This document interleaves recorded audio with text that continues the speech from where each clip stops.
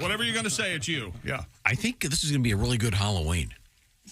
I'm noticing. Well, thank God we get that out of the way. Last year. You know, I mean, Oh, yeah, last year was awful. Everybody, Tom says it's going to be a great Halloween. Keeping an eye on the trends there. All right. I'm seeing more stuff. More, maybe it's just my new neighborhood. I'm just seeing lots and lots of displays and pumpkins and Draculas and Chick, he said it like he had giant. He said it like he had a real stock market tip. Oh, yeah. I don't want to go out on a limb on this thing. Okay, tapers. But here's what I'm thinking. All right, This Halloween. Because it's you gonna be went to really a haunted house over the weekend. That's why you're saying that. Oh, by the way, I'm an honorary Ghostbuster. I Thank you saw very that. much. Yeah. Very cool. That was a cool photo. Yeah, these guys, they have like really serious licensed Ghostbuster stuff. I didn't know there's a whole Ghostbuster organization.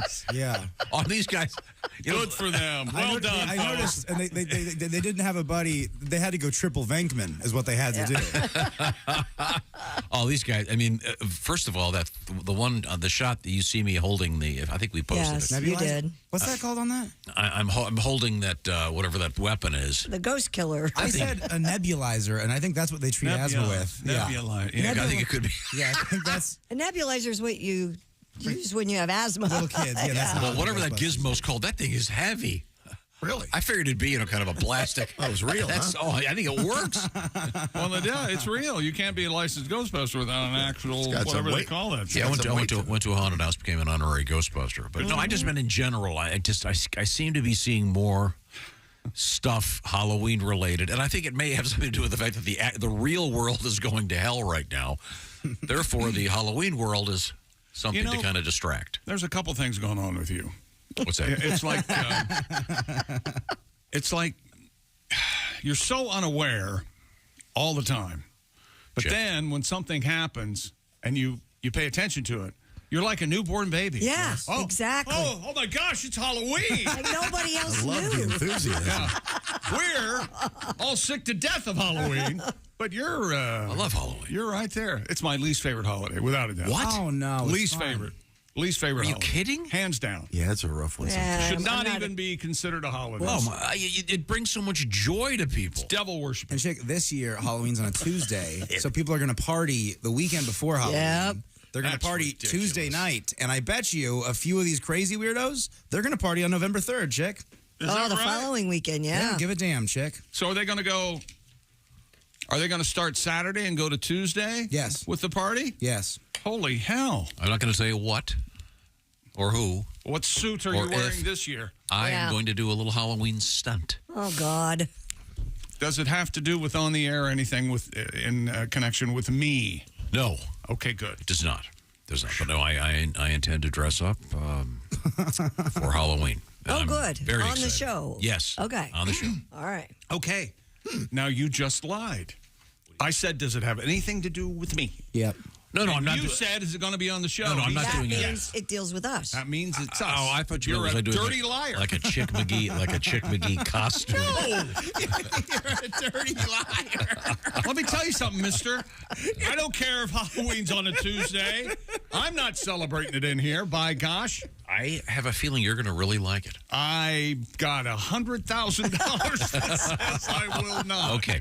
Well, my larger point is Is it maybe, a costume? Maybe it's kind of. Will you, if I'm not going guess, to give will you any tell hints me? at all. Yeah, you will. You'll tell us I'm not way gonna tell you. before. It'll happen. I'm not going to say. I I'm just. not going to tell you anything at all about I'm going to dress up like Kennedy. I'm not going to tell you anything at all about Not Wait a with your minute, hang on brain a second. gone, What is- right? This is the 60th. This is the 60th anniversary of the JFK assassination. Oh. Thanks, Is Chick. it? Yeah. Oh, yeah, it is. 63.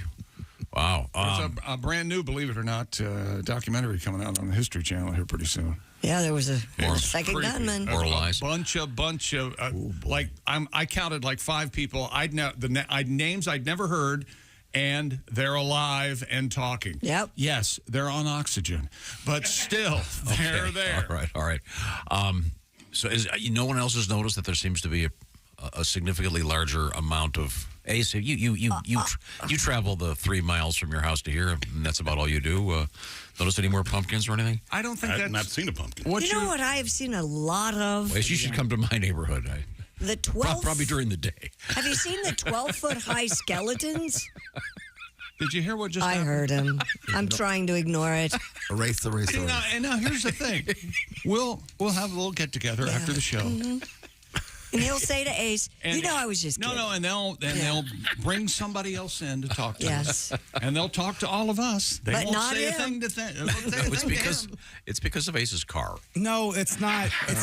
You live in a different neighborhood now, but as a kid, there was a cop neighborhood, and every time my black friend came over, he got pulled over on the way, like literally every single time. Are you kidding? I swear to God, you that's guys. sad. I swear to God. That's I'm going to do really you a sad. favor, Ace. It's not great. It's really not great.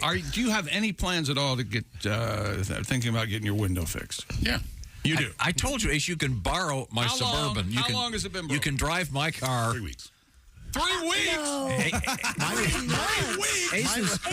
Ace's rear window is That's like my I'm is a saying tape at job. least 6 months. I was going to say 3 months. It's getting cold, Ace. My car was busted up for 6 months. Okay, Ace needs a I think passenger his side window window. just fell down No, inside. that's probably a 5-minute repair. They take the inside of the door off and just rehook it Let's into get the. it fixed because it's only Tom, that cost broken for a couple $1.89. days. I have been telling Ace he can borrow my you're a liar. Suburban. He can drive it as long as it takes to get the thing fixed. I've got to go out. Ace, just Let me tell you something, Ace. I will let you drive one of my cars if you never come back. What do you think of that? You can have that car. Wow. That's a hell of a Vaya deal. con Dios, my friend. What is it? Ace, you know what? I call this a win-win. That's all. You don't have to put up with me anymore. You got a new car. You just said that on the air, What's Chip. the blue book on that? I don't concern myself with such things. You drive a nice car. How many weeks do you think it takes Ace to figure out the radio in your car? Oh, he'll Bluetooth find out. hookup. Just as long as he doesn't ask me about it, I'm fine. Yeah, I can't figure out mine. Now that you mention it, I You got have to talk the to you. same system I do. Oh, you're gonna have to explain something. What's to the me. problem? It's quite user I thought you were friendly. taking lessons. I haven't had time. Yeah, the guy told you he would show you how to use your car. Yeah, If well, I got there's a minute. anybody who... You can supposedly save radio stations. Well, yeah, of Yes. course. Yes. Like the favorites? Yeah, I go to favorites and it keeps going none saved. Because you haven't saved him I yet. keep saving them. You're not saving them. Are you? Man, you stink. Can you just- please make sure you save Are you, this one? are you hearing a beep when you save the station? I can't hear anything. You know, my hearing's terrible. Never mind. I'm not helping you. Coming up, we have a fascinating. I'm sorry. We have a fascinating story about Ace will hearing tell you stuff. because he'll have my car and then he'll figure it out. There you go. Ace did the rear Those window. windows are great. It's what is it? It's your passenger side rear windows, that right backseat window. Yes. And it's not broken. It's just slid It down just into slipped down to the door. Yeah. That's probably a Yeah, pretty that easy is- repair. Does it do the highway? Does it go womp, womp, womp, womp, womp? My guy could be here in You just 5 said minutes. you don't have time to take your lessons. I don't have time. What? No, What do no. you do all day? What do you do all day? That's personal. But it's only been broken for 3 weeks. That's wrong. I don't know if I'm insulted more that you're lying or you're insulted more that you expect me to believe you. Ace, it's been longer or- than 3 weeks. Okay, we'll get it fixed. The point is, coming up, we have a couple really interesting stories. It was broken in July. Okay, we'll move I'm on. sure of it. Chip broke it. Because I'm the one who broke it. I marked it in my calendar that day. I look forward to I it. threw a already. rock on July 12th. Throw a rock, hide your hand. Mr. Godwin, can we do one of your Halloween tributes when we come back? Well, sure. Okay, and I have a feeling a little bit of NFL action. Gardner Minshew ended up having a great day. Man, did you see the Instagram clip of him break it down for the team? Chick, he brings everybody in. Great team win. He goes, 1, 2, 3, gang. It rules. I'm telling you, the Indianapolis Colts could have the best backup quarterback in the league. He's pretty darn good. That's great. This fan was impressed. Yeah, now we'll come back with that. We got a bunch of other cool stuff coming, including a great story about Amish folks. Well, I'm excited. Well, it's going to be a great Halloween. That sounded racist somehow. How'd you do that? How did you do that? Hey, all you Amish folk. Hey, listen, we have some Amish fans. I've met them. Well, that makes it okay then. You can say anything. An Amish fan could probably figure out your car radio faster than you could. And you know where else you can... You know But what's if they're sad? 17, they What's can. sad, Willie, is that's actually correct. This portion of the Bob and Tom Show features Chick back home. Simply Safe, the design-it-yourself, do-it-yourself home security system. And now, Simply Safe Home Security has their revolutionary home monitoring innovation, friends, the 24/7 Live Guard protection. It's designed to help stop crime in real time. Now, if an intruder breaks into your home, Simply Safe professional monitoring agents can actually see, speak to, and deter criminals through Simply Safe's new Smart Alarm wireless indoor camera, stopping them in their tracks. 24/7 Live Guard protection is made possible by the new Smart Alarm wireless indoor camera. Available with Fast Protect monitoring plan, it's the only indoor security camera that can trigger the alarm and instantly deter intruders with that built-in siren. You can install it your way, the way I did, do it yourself in about 30 minutes, or you can have a Simply Safe expert set it up for you. Either way, it's oh so easy to protect your compound. And for a limited time, get 20% off your new system when you sign up for Fast Protect monitoring. Visit simplysafetom.com today. That's simplysafetom.com. There's no safe like Simply Safe. Read the reviews. Simply Safe is the best. We're happy to have him on board. Speaking of on board, coming up today, we have a beautiful couple of beautiful stories about nice vessels. One of which sank. Okay, this is the Bob and Tom Show. Hi, this is comedian Sean Morey, and you're listening to Bob.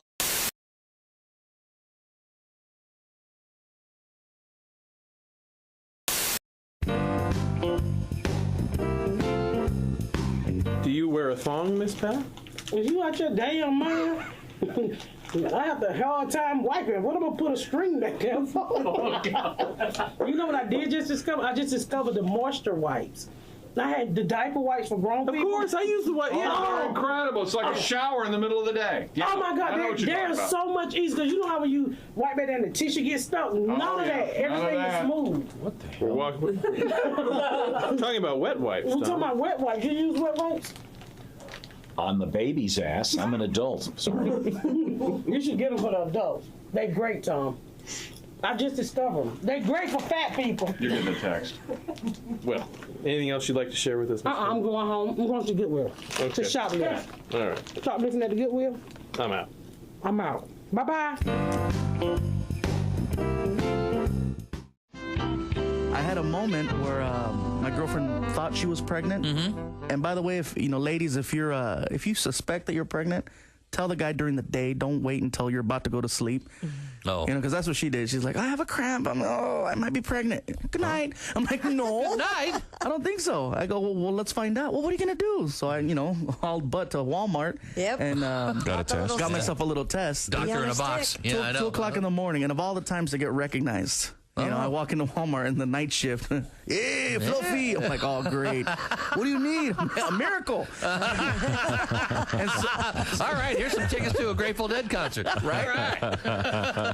so I found the aisle where they sell the pregnancy test, and I realized something. Walmart has figured out the evolution of how life works, and they put it in aisle 4. As soon as you turn the corner, you see condoms. Then you see lubricant. The next to the lubricant, you see pregnancy tests. The next to that, you see Pampers. Next to that, formula. And at the end of the aisle, they sell beer. It's a full circle. Matt Kirshen is with us in the studio, and Matt is from London, England. Hello. Hello, Governor. I never knew he spoke like that. I had no idea until I came over here. You talk funny, don't you? I've been doing it wrong for over 20 years. Like, hello, how are you? I'm just a friendly chimney sweep. Cool, blimey, Mary Poppins. Let's have a tea party on the ceiling. That's right. The real joy of doing this, by the way, is I could do this impression in front of Americans, and half of you cannot tell the difference between my normal accent and the funny one. I know that because I've done that voice in the middle of gigs, and I could just be there going, hello, how are you? And then I don't get this joke at all. I do not see what he's doing. He says some things in an English accent, and then he says some more things in an English accent. How is this comedy? Please explain to me. Well, we're talking with Matt Kirshen. He is from London in the UK. Did you grow up in the city of London? I grew up on the outskirts of London, yeah. Suburbs, if you will? Suburbs. Very suburban. Scotland. Yeah. No, I love the city's name. Hampshire on the Fortnight or something. Yeah, what's the name of the town you were in? I was in Northwood, which is very unimpressive. Oh, no. Does and that then go? Watford, then Stanmore. Is that on the subway or tube line? It just is. It's just on the like very on edge. the very of it. fringe. The very fringe. Is it near Sherwood? It is no way to show it. I'm sorry. Could you please live near someplace we can, fantasize about Sherwood Forest? Have you ever seen Daffy Duck as Robin Hood? Isn't that hilarious? That's the greatest. Every day. That's just my life back home. So did you go into one of those all-boys schools where you have to wear a little suit every day? Or? Oh, yeah, and you have to play rugby. And, yeah. Dude, if you have let to call them everyone keep going, they're going to ask if you know Harry Potter. Defend yourself, sir.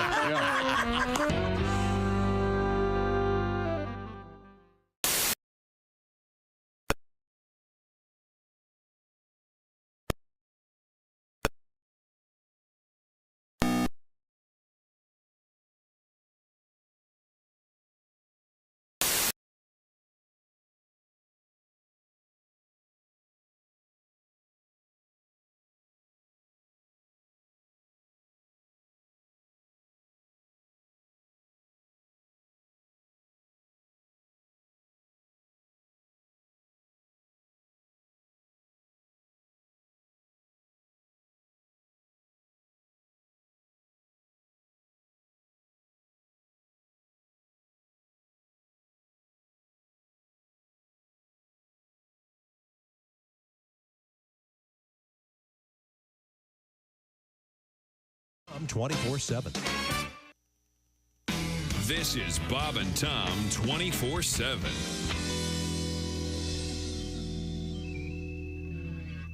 Now, Rick, you've got your stepdaughter as well. How old is she now? 9? She's 7. 7. Ooh. 7 and will you stop? 7. I can't even have. See, I know. I have 2 girls. It's obvious to me I'm being repaid for years and years of sexist behavior. Right? The zigs of the tables are turned, and now I'm the sweaty, palpitating dad, the kid at the door, knock, knock. Hi, Mr. Schrader, here to pick up my, I like your daughter very much. I own a van. Oh, God. It has the Kama Sutra bookmobile with it. Benoit balls hanging off the rearview mirror. I love poontang painted on the side. Oh, great.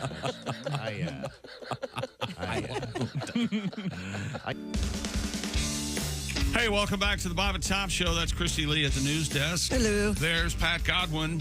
Hey, Chick. In the performance room, there's Willie Griswold. Yo. Ace Cosby's here. I'm Chick McGee, and here's Tom Griswold. Thank you very much, Chick. You're welcome.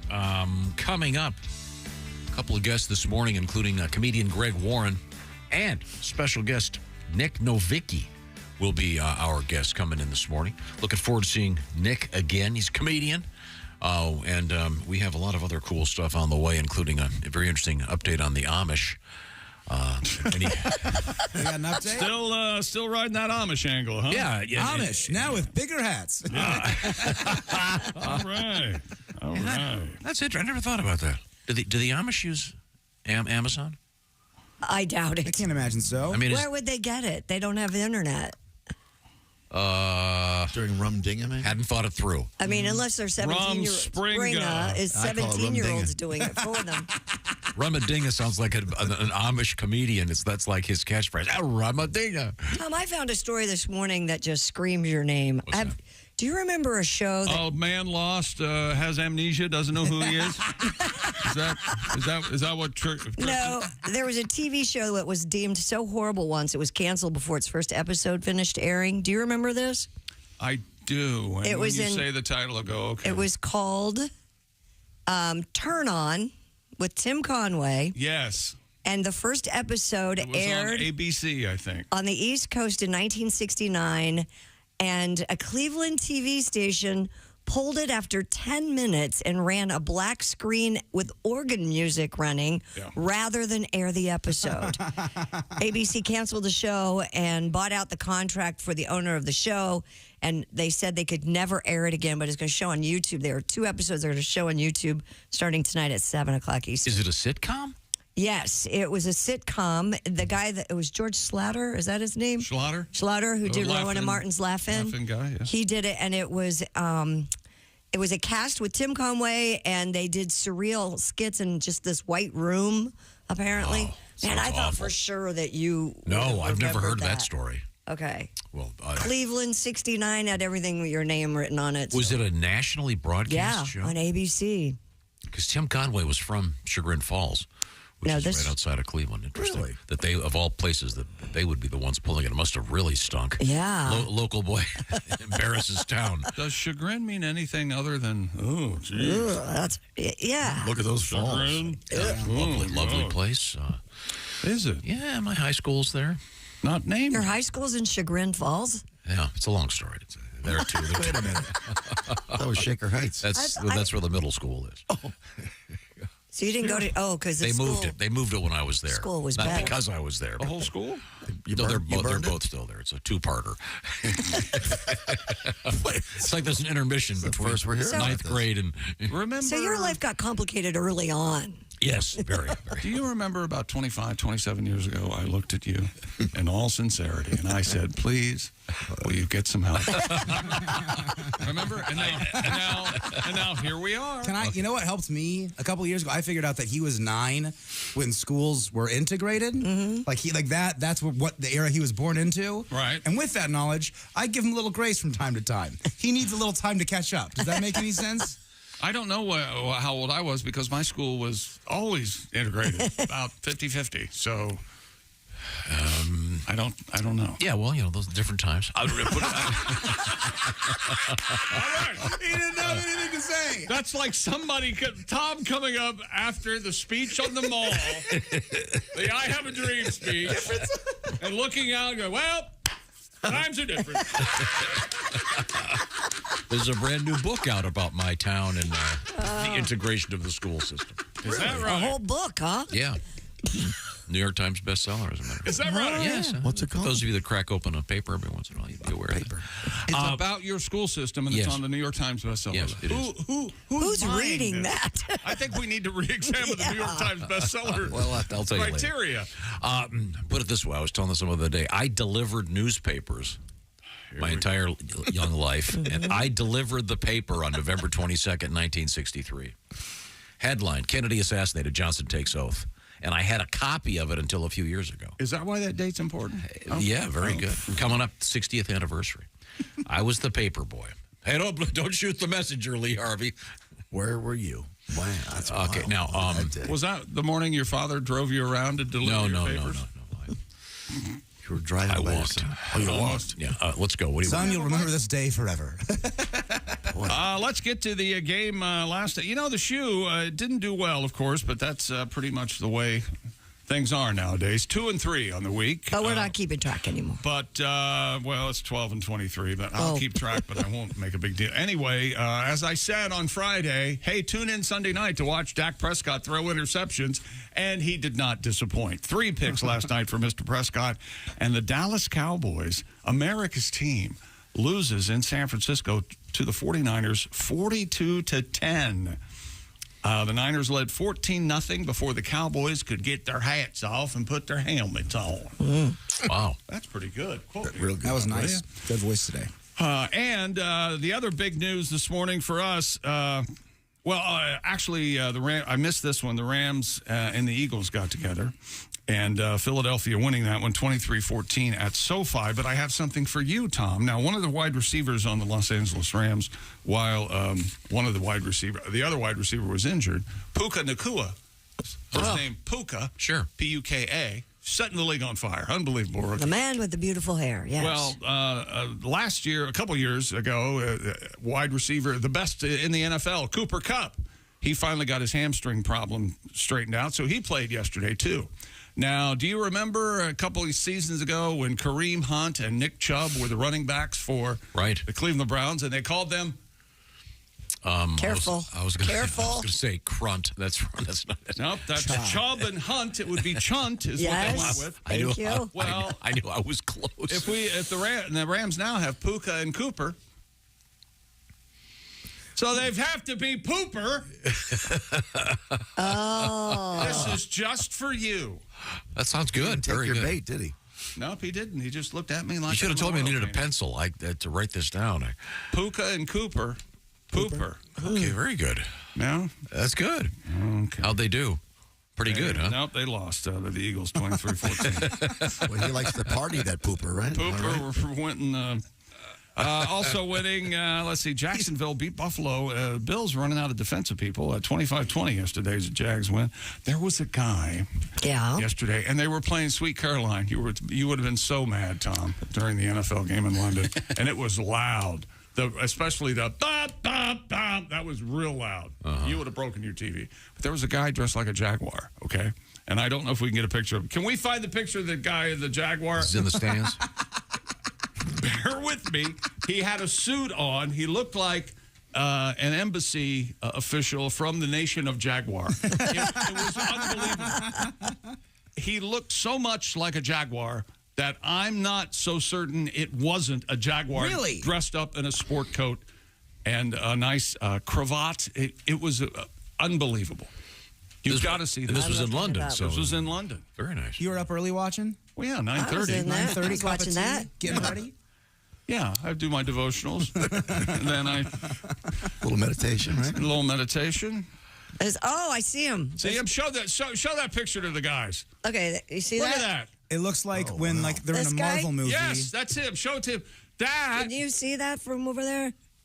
is that a guy or a Jaguar It in a looks suit? just like a Jaguar. In a suit. Yeah. It's a Jaguar in a suit. Very nice tailored suit. Very good. Very nice. And I think Mrs. Jaguar's there, but she's not dressed like a Jaguar. She's in a Bills outfit. British couple, yeah. She's dressed with a nice Bills dress, and I was shocked at the amount of fans at that game. I don't. It sounded like a Bills home game. It did sound like a Bills home game. NFL, I think the Bills technically were the home team yesterday. So, well, even though the Jaguars there for 2 weeks, welcome to the NFL. The Jags had 2 games in a row. They got to stay over, practice, have some fun, And get some bad English food. The Bills were concentrating on the Dolphins last week, and they put the Dolphins away, and then they forgot, we have more games to play this season. And then they started, the Bills started losing their defensive players. And that brings us to Indianapolis, where the Colts win 23-16 over the Titans. Colts now 3-2, Titans 2-3. Anthony Richardson and his shoulder reached a separation agreement during the contest. We don't know how severe that is. It did not look good by all accounts, but Gardner Minshew comes off the bench, ladies and gentlemen, and goes bananas. Yes. He did not do too badly. Boy, he was great. We have a tribute coming up. 11 out of 14, 165 yards, 155 yards, 112.8 quarterback rating yesterday for Gardner Minshew. Wow. Great. Not too damn shabby. Let's look at this email. Dear lovable idiots, Tom was saying earlier about how he's so excited about Halloween this year. Right. He's got a feeling it's going to be I seem to be seeing great more season. stuff. People have more stuff out, it strikes me. maybe your neighborhood's a little bit more Could be festive than the older neighborhood. No, you know what? His new neighborhood, you can see all the houses. And the old one, you'd have to go down the hill. That's you couldn't true. see the decorations. I think that's it. Oh, okay. Could be, but I just want to celebrate, have some fun. Now, you tell me, is that a guy or is that a Jaguar in a suit? That's incredible. Oh, there's the picture of the guy with the Jaguar suit. This is kind of inside. The drummer from the band Fish will often wear a red and blue dress. That lady looks just like the drummer from Fish. Exactly like him. It's insane. Oh. They really must be in love. Okay. Anyway, you got your picture taken over the weekend, right? In connection with Halloween. Mm-hmm. Yeah, I was at an event, and I ran into the Ghostbuster gang, and I got a nice picture. These guys have they're brilliant suits. They just look great. And they let you hold their... But yeah, I got to hold a weapon, yeah. Dear lovable idiots. I got to hold a weapon. It's called a proton pack and neutrino wand. Yes. Oh, Tom, exclamation Guy said it point. weighs 35 pounds. Get it right. Bold print, exclamation point. Not a matter of getting it right. I never said I knew what it was. Faithful fan of 25 years, non-Michigan. Right there. Okay. When you walked into the Halloween party, did someone go, "Oh, nice Larry David outfit. Look at that. That's great. Killer costume, Tommy." A little resemblance there. Now, I sliced my face open last week, shaving in the shower, and it's cleared up. I had stuff on it you couldn't see. Sliced it open. Dave writes, I started shaving in the shower in Vietnam in '69. I actually started before we had showers. We used to pour buckets of well water over each other, soap up, shave, and then pour buckets for rinsing. When I got to an area with warm water and showers, it was a natural fit to soap up, shave, and rinse off in the shower. I have continued this method I started in Vietnam ever since. By the way, we do not use mirrors. Close your eyes. You'll know right where you have shaved. After one pass, use your fingers to feel if you've missed any spots. It's worked for me for over 50 years. Well, thank you, Dave. Yeah, I recently bought a little tiny shaving mirror. I highly recommend it because I like to shave in the shower. Once again, everyone uses a mirror. A lot of people have mirrors in their shower. You're a baby. You just let's just look at the evidence. Did you guys hear about iced coffee? What? How long ago was that? A week? That's couple not been weeks? too long. No, it's been 2 months. This is the best. 2 months. And now you have a new ice machine in there. Yeah, I got an ice machine. Oh, We're yeah. on a new creamer, fellas, ladies. A new creamer. Yep, Great. plant-based. The worst thing about this is, for years, we'll tell them about this stuff. I know. I've been drinking iced coffee forever. I know. The iPhone, I told him about, hey, this is great. Oh, You yeah. got to try it forever. Yep. Oh, and yeah. he'll never listen to any of us giving him. Nope. I don't know what gets through. And he'll come in, look you dead in the eye, and he'll go, have you ever tried this delicious iced coffee? Like he invented it. Yeah. Yes, And have you ever shaved in the shower? Right? This is amazing. Get yourself a mirror. I did it without a mirror and sliced my chin open, you see. Well, this is a badass combat veteran who wrote. He can't give you advice. You guys aren't even the same species. Yeah, I'm not the same as him. I'm a very soft hand man. I can't do what this guy does. Can you see Tom in country with the helmet on? Yikes! Martin with the camo vest. So dirty here. No. A bunch of human ears dangling from a string on my belt. Oh, God. Dear Tom, I was having dinner with my wife at my in-laws on Friday night. After dinner, my father-in-law turned the NBC News on with Lester Holt. Yes. They had the story on the 104-year-old parachuting for a world record. My mother-in-law commented how sweet the story was. I couldn't help it. I blurted out, Take me like a dog, Elvis. my in-laws were not amused. Once again, the old lady had a guy behind Yes. her, doggy fashion. Tandem jump, yeah. And I'm just wondering if, as she was plummeting toward Earth, if she screamed anything, and I thought it might be Take Me Like a Dog, Elvis. Yeah. Because he might have been one of the flying Elvi. Didn't you have a dog named Elvis? I did. Yes. Great dog. 16 years. Great dog. Never needed a leash. That's how Tom and I met. He was brought the dog in. Coming up in sports? More stuff, including Major League Baseball playoffs. Texas and Minnesota win yesterday, and a story that no one wanted about Al Michaels, and more stuff. Okay. All right. More stuff. Yeah. Okay. Okay, and this portion of the Bob and Tom Show is brought to you by Raycon. Fabulous everyday earbuds. Raycon turning 6 years old. Happy birthday, Raycon. You know, Raycon's really made a name for themselves in the premium audio space. Everyday earbuds are known for delivering high-quality audio and thoughtful features like a 32-hour battery life and perfect in-ear fit for all-day wear and lasting comfort. All this at about half the price of other premium audio brands. No wonder they've already racked up 78,000 five-star reviews.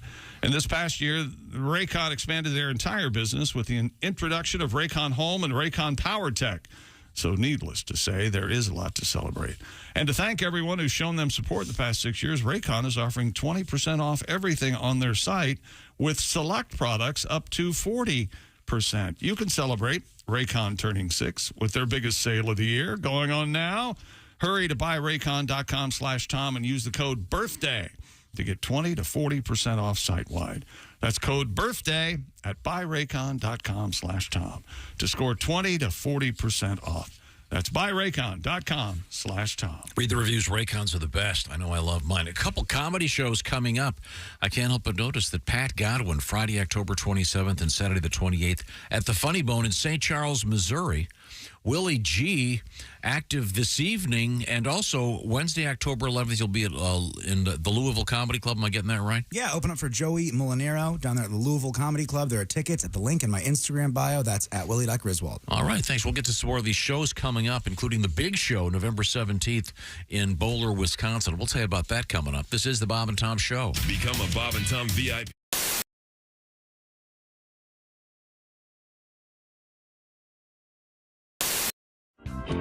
Christy and I were talking about a dream date, and I thought we would maybe with each other for the first time ever. Maybe it might be easier if I sent my assistant on the date with you, and then she could tell me if we had a good time or not.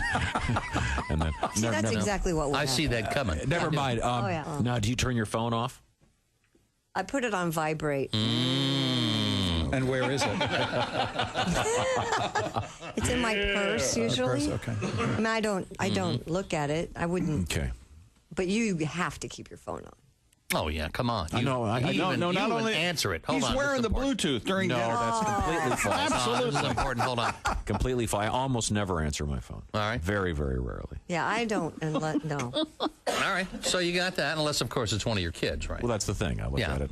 Yeah, but you got 5. 4 of them could call at any time. Yeah, 6 out of 10 calls are from your kids. You know that. Yeah. 6 out of 10. Which happens 7 out of 10 times. Yeah. 9 out of 10. The other 4 are wrong dials. And chances are you're going to have to go pick up one of them, so that means I'm going to be sitting there by myself for a while. You're bitching at me already. I haven't even answered the phone. So there you go. What would be your opening salvo conversationally? What would you open with if you? I've known you half my say you life. didn't. What do you do for a living? Mm-hmm. Say you didn't. What would you ask me something, or would you start telling me about your life? No, let's not do that. No, let's just approach this like you two, the two people that you are. What would you talk to? Let's stay in reality. So we go. You know, I've never thought of you romantically. Well, we have 2 hours to kill. Let's talk about what's wrong with chick. Wow. Let's talk about how you sex, baby. Yes, sex. How you like it. How do you approach it? Well, see, now we had how you going to approach it, Tom? See, now we had the list of first date turnoffs. How you going to crack this code? Come on. Here we go. How are you going to get those ankles on your shoulders? That's what I want. Yeah, because see, not on this list from USA Today. Mismatched clothes, 36% first date turnoff, and you go up the list, close. and body odor, 94%.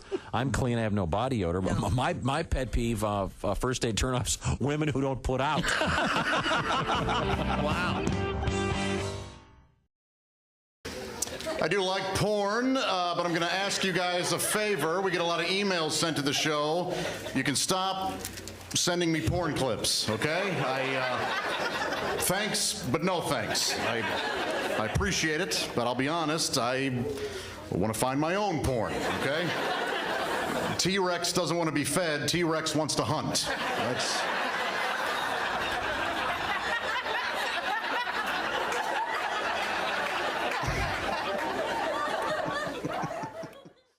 It is a nice neighborhood, but you know, we're on the backside of the South Pasadena, so close. So although it's nice, the crime starts just to the other side of us, and we had some police activity in our neighborhood not too long ago. I see. And obviously, a little scary. I'm supposed to be the defender of the home. Currently, with a vitamin D deficiency, it does take a little bit of the edge off your confidence. Yeah. Well, if someone breaks in your house, you know, when your first concern is not the burglar, but did he leave the front door open so a strong wind could snap you like peanut brittle?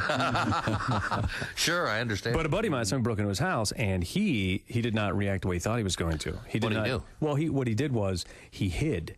Oh, really? And so now he got terrified. He wants to buy a gun to defend his home. And he's never used a gun before in his life. And I was trying to convince him. I said, you don't need a gun to defend you. If you're not a gun guy, what you need is a baseball bat. Yeah. The baseball bat is the perfect home defense weapon because any idiot can swing a baseball bat. Because you don't have to be baseball good. You just have to be pinata good is all you have to be. That's right. That's right. As a matter of fact, the more spastic and unstable you are, the deadlier you appear to the intruder. Right. Yeah. Exactly. Now, a gun in and of itself is a dangerous weapon. You could be handling a gun and accidentally shoot yourself, but no one has ever been cleaning a baseball bat and accidentally beat themselves to death. True enough. If that does happen, that's an acceptable loss. Let that man go. Yes. That's very true. Now, in my fantasy of, defending the home is usually I'm kicking some serious butt, and then there's usually like a catchy phrase at the end. Tag it with something. Even if the guy's got his foot on my chest, I'll look up at him and say, well, I guess that was easier than even you anticipated. James P. Connolly.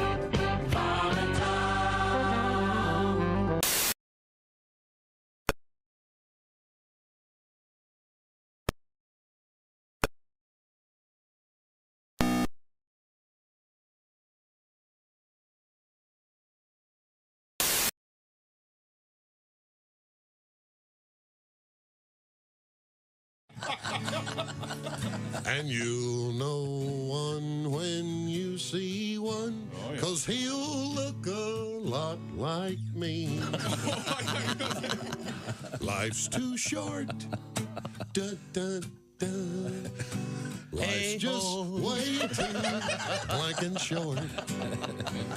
Life's too short to hang out with a bunch of ass bags. Much better. Bob and Tom 24/7. It's not on air. It's online. Bob and Tom, 24/7. Vegetarians always want to force feed you their food, of course. I mean, the garden burger. The garden burger, it tastes just like a hamburger. No, it doesn't. A garden burger is to hamburger what a post-op transvestite is to a woman. It looks something like it, but one whiff will tell you that's not tuna fish, it's cat food, and it's not fit for human consumption. Hey, wait a minute. Here's one of the funniest things I've ever done. I ate a pie in a car. By myself. The apple pie that we had, it was so thick and beautiful. I just ate it like a piece of pizza. Wait a minute. So you ate a pie by cutting it into triangular pieces and eating it one by one? Like what a weirdo! Like a pizza. No, like without a fork is what I meant. You pick it up and you eat it like a piece of pizza. You dick.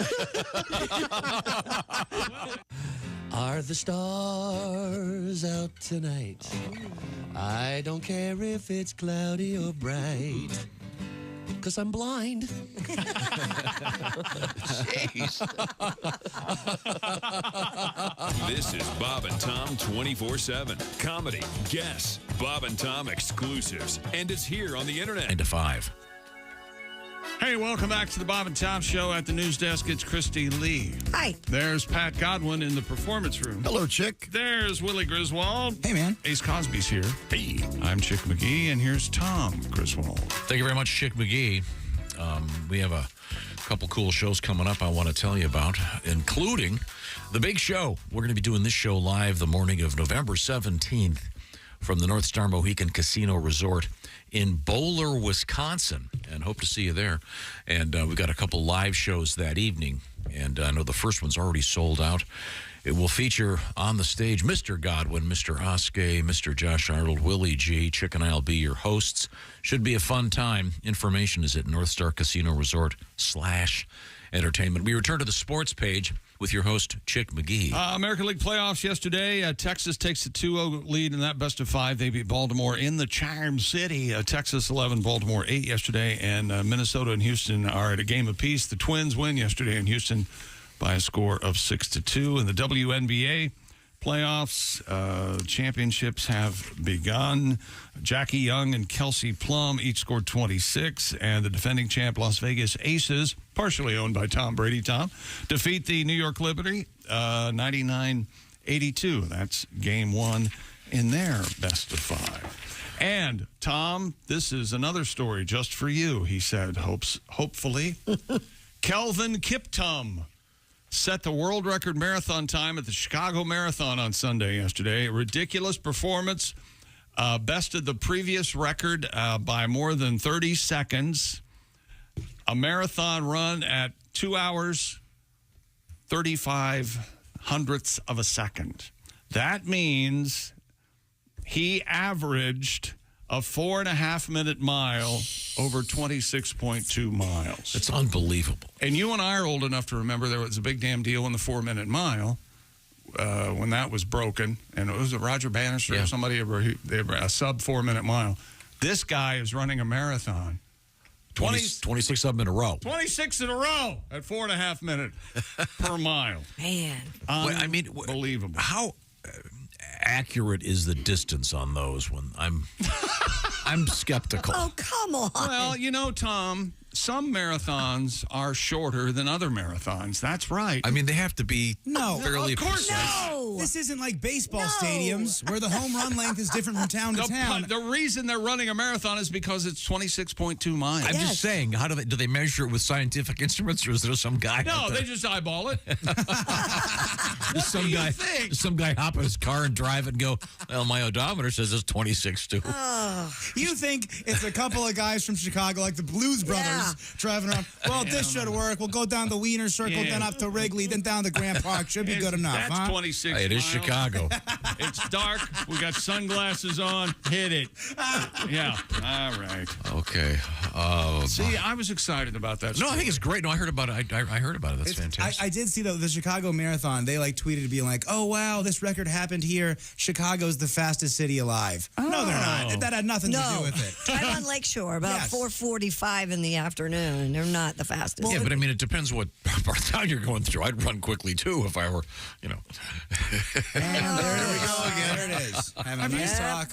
Have you noticed you're on a theme this morning about certain things? World's in a rough spot right now. If you notice, Tom Griswold running the Chicago Marathon, crossing the street for the third time today. Look at that. Of course, it depends on what neighborhood I'm in, if you know what I mean. That's the fourth time the young runner has checked for his wallet. Look at that. How awkward. Hey, by the way, just in general, when something is named after you, it's typically in honor.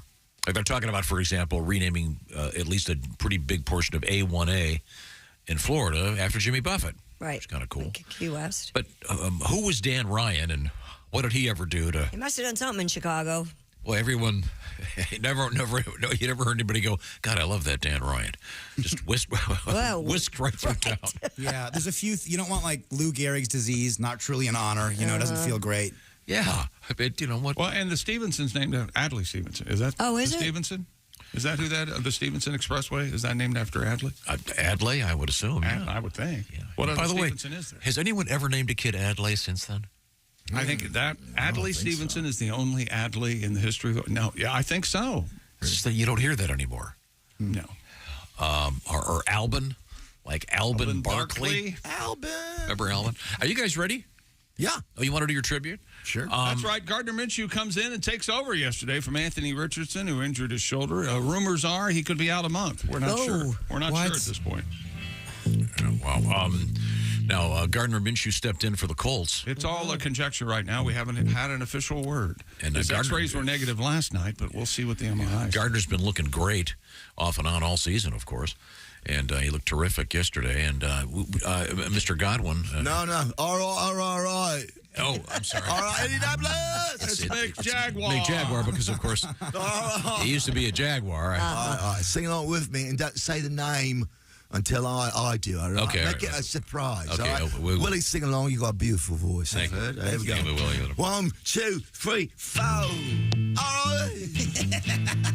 That's what I'm talking about. We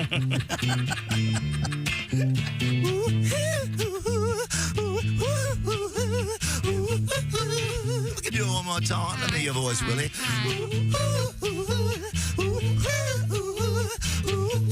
That's beautiful.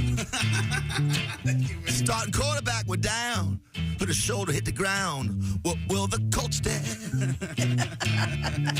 I'll tell you what happened in this song that I've been playing for so long, but I'm gonna tease you. Yeah, that's right.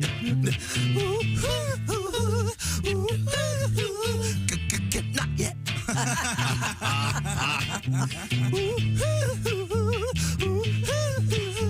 Gardner Minshew. He had his mullet with a star when he was a Jaguar. Oh, Gardner Minshew. Oh, the jockstrap king's the boss. 17 yards, Zach Moss. Oh, Gardner Minshew. Oh, he's the best backup quarterback in the game. He goes in when the starter turns up lame. Oh, Gardner, that's you. Bring it down. Oh, that's Bayford Dane. Bill Wyman's gone. Quit years ago, I'm getting away from the song. Gardner Minshew. Hey, G, you the man. You're the love of the fans. And here, Bob and Tom, we're dying gonna make you come on the show real soon. Christy Lee will swoon like she used to before she was married to you know who. Gonna make you. There you go. A nice tribute. Dean on the bass, replacing Bill Wyman, apparently. Yeah, that's right. He wanted to leave early. And then Mick Jaguar. Maybe Mick may need a new name. Yeah. Not with the Jaguars anymore. Still works. Okay, it was excellent. Thank you, Mick. Yeah, Mick Colt doesn't work. It sounds good, though. Let's see. Big Willie. Keith. What else is happening in sports? Patrick Mahomes threw 2 touchdown passes in the third quarter, one to Travis Kelce after he went out injured. He had an ankle injury. Came back. He was fine. And the Where's Chiefs. Taylor? I'll get to that. As he was walking off the field, everyone who has ever had an account with Twitter, now known as X, wrote, "Hey, shake it off." Okay, for the 8 billion people that wrote that. Chiefs beat the Vikings 27-20 yesterday in Minnesota, and it was announced, I actually heard it, like the second quarter. I think it was official. Taylor was not at the game. Because they're not dating. There you go. Thank you, Ace. I'm kind of with Ace on this. No kidding. Well, she lives in New York. She went to game. And you also think he only broke his window 3 weeks ago. So. No, I didn't say that. I said 3 months. At least 3 months. Yeah. But anyway, no Taylor yesterday. But there were many Chiefs jerseys with Swifty on the back. Yeah, many. And those things are pricey. Yeah. Okay. Well, $100. You can get it. That's pricey. $100. Okay. Very good. Very good. I'll give you $100. Coming up in sports? Coming up in sports, we've got world records, including one that. How's your eye socket this morning? Oh, that's brutal. My eye socket? Yeah, it's no good. Also, come back with Crocs in the news, and a really cool story about our Amish friends. Say hi to anybody out there who is it Amish considered a faith? I guess not. It's the. How are they listening? Lifestyle? They might be working somewhere, and someone has got a radio on. If you're Amish, hey, hi, how are you doing? Have a really got a big, hearing? got an important story for the Amish folks out there. You'll find out what it is shortly. This is the Bob and Tom Show. This is the Bob and Tom Show. Text us at 888.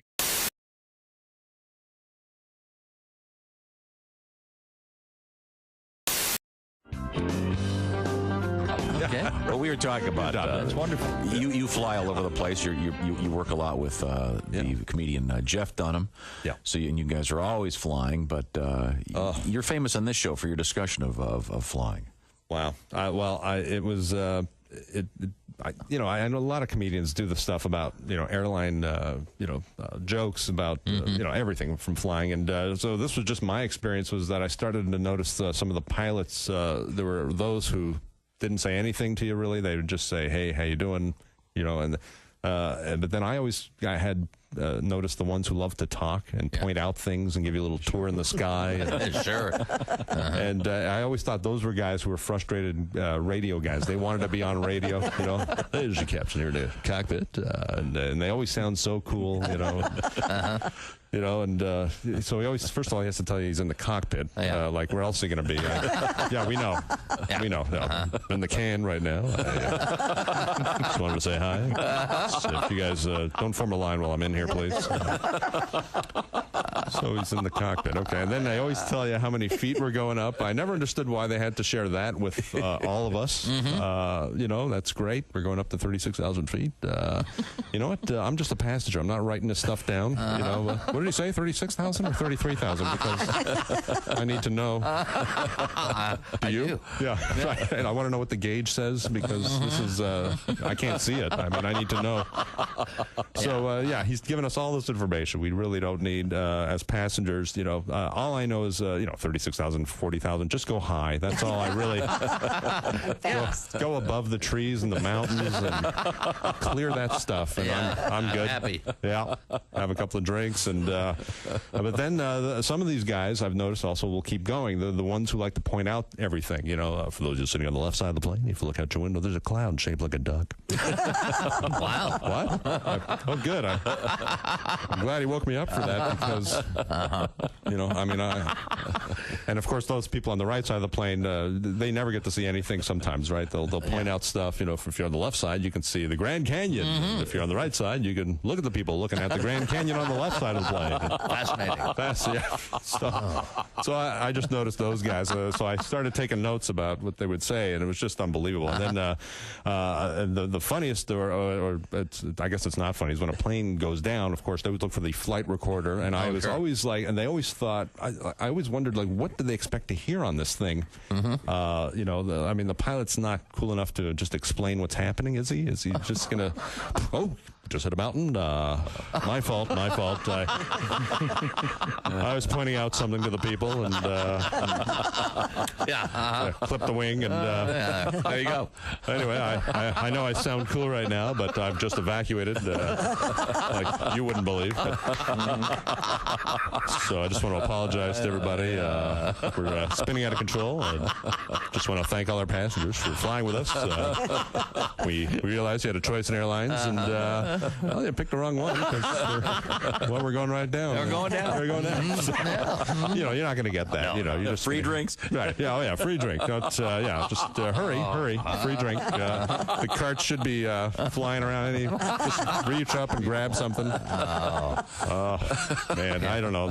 I figure I guess when they find the thing, all they really hear is one big screaming. Screaming. Curse. One big curse word all the way down. Absolutely. Yeah. I'm sure. If I was on the plane going down, my last word would be, my wife would be going, she'd be saying, I love you, and I'd be going, sorry, honey, I'm going to have to curse with the pilot right now. I won't be saying I love you right now. But. Jeff Roth Band. Hey, it's Josh, and of course... Hi, Chick McGee, everybody. Your chance to win a Mini Max Big Green Egg for Bob and Tom and Big Green Egg.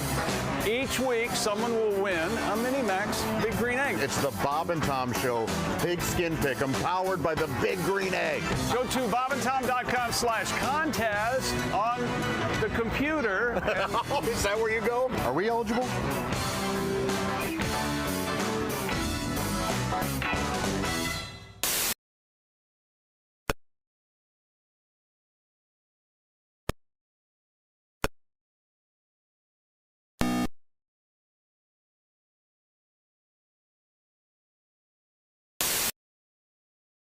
Hanging Tree. Played it at the Coast Guard. I don't know. Tim's a large black man. Yeah. I don't know. I kept looking for the Hanging Tree because I wanted to stay as far away from it as I could. Wow. Just left me a little uncomfortable. I went to the course one time. It was closed because they had a blind golfers tournament. They did? Yeah, I'm like, can't they play at night? Sure. What's the difference? 4 a.m. I never thought of that. Oh, yeah. Well, I used to have a good gig. I was working cruise ships, but I got fired. I was working, I'm not supposed to mention the name. I won't mention the name. Let's just say it rhymes with Royal Amphibian. All right. Here's what happens. Okay. They hire me.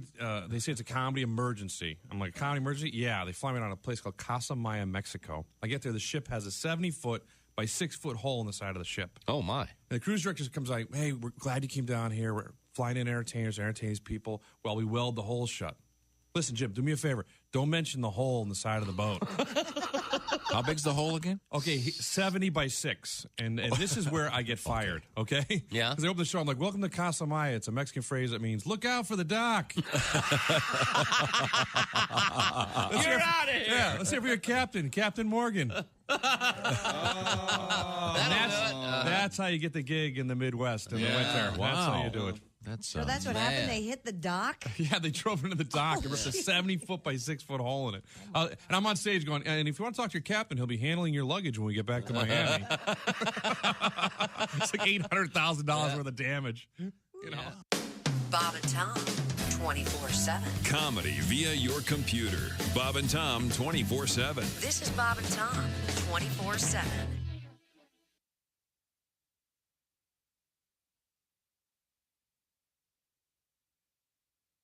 Go down, down, down. Hey, welcome back to the Bob and Tom Show. Christy Lee at the news desk. There's Pat Godwin in the performance room. Hey, Chick. Willie Griswold's here. Yo. There's Ace Cosby. Hey. I'm Chick McGee, and here's Tom Griswold. A couple shows coming up that we haven't mentioned yet. This is interesting. Just about a month away. It's going to be a Saturday night at the Ho-Chunk Casino in the Wisconsin Dells, featuring Pat Godwin, Willie G., and Jeff Oskey. That'll be a cool Saturday night in November, just around the corner. And, of course, we've got our big show in Wisconsin in Bowler that I'll tell you about. A couple shows and a special radio show coming up that morning. Ooh. Right now, we have Chick McGee over at the Bob and Tom Sports Desk. What's happening? This is what I'm going to start doing during the Sportscast. What? This is a story Tom insisted I do. Okay. Here we go. All right. Sportscaster Al Michaels has once again stated that he has never deliberately eaten a vegetable. This is a fascinating story. He's proud of this? During an interview with CNN's Chris Wallace, Al, who's 78, confirmed the rumor that he'd never eaten vegetables intentionally. So one accidentally might have fallen in his mouth? Well, maybe in a soup or something. Yeah, I mean, maybe there's a part of a carrot or something. He said he did not like the way vegetables looked or their texture and did not think they would taste good. See the whole interview? No, missed that. He also said because it was Al Michaels. He said he hasn't had a bowel movement since the '84 Olympics. Oh. And that one was shaped like a football. So it's a lot of meat. Michael said, I always push vegetables away. And I guess what I have proven, Chris, I'm attempting to make a joke. Here. There's Al. Funny man Al Michaels. Man does not need vegetables to survive. Well, I doubt that his doctor would recommend that. Yeah, not necessarily a great idea, but it worked for him. He's a fine sportscaster. You don't care for him. Opinions vary. As a kid, he never had a vegetable? Is that what he's saying? He said he's never had one. Doesn't like their... What mother didn't make him eat his peas? Mama Michaels? Was he raised by wolves? I don't know. He didn't have to sit at the table for hours until his plate was clean. Apparently not. Veggies they're nice. Grow up a little bit, right? Heck Just yeah. Get in there. Have some What's fun. broccoli called? The whisk broom? It's the whisk broom, the lower intestine. That's right. Broccoli's great. Asparagus is great. That's why Al hasn't had a floater since... You're still on that, huh? Hasn't had a floater since '84. I mean, if you eat nothing but meat, nothing's going to float, right? He didn't say he eats nothing but meat. We don't know what he eats. Yeah. But does he eat vegetables? What's left? I don't know. I think it's okay that he Fruit? doesn't eat Maybe he just eats a lot of fruit. You guys are in the pocket of big vegetables. That's all. What, you don't like Exactly vegetables? what's going on. No, I didn't. I'm not saying either way. I'm not opening this can of spinach here on the air. Oh, thank you. Thank you very much. No, canned spinach is awful. Why is that? Oh, boy. Yeah, It's horrible. Runny? Soft? Yes. Gross. It's gross. Really? Best canned thing, if Josh were here, he'd agree with me, is Chef Boyardee ravioli. I don't agree with that. Delicious.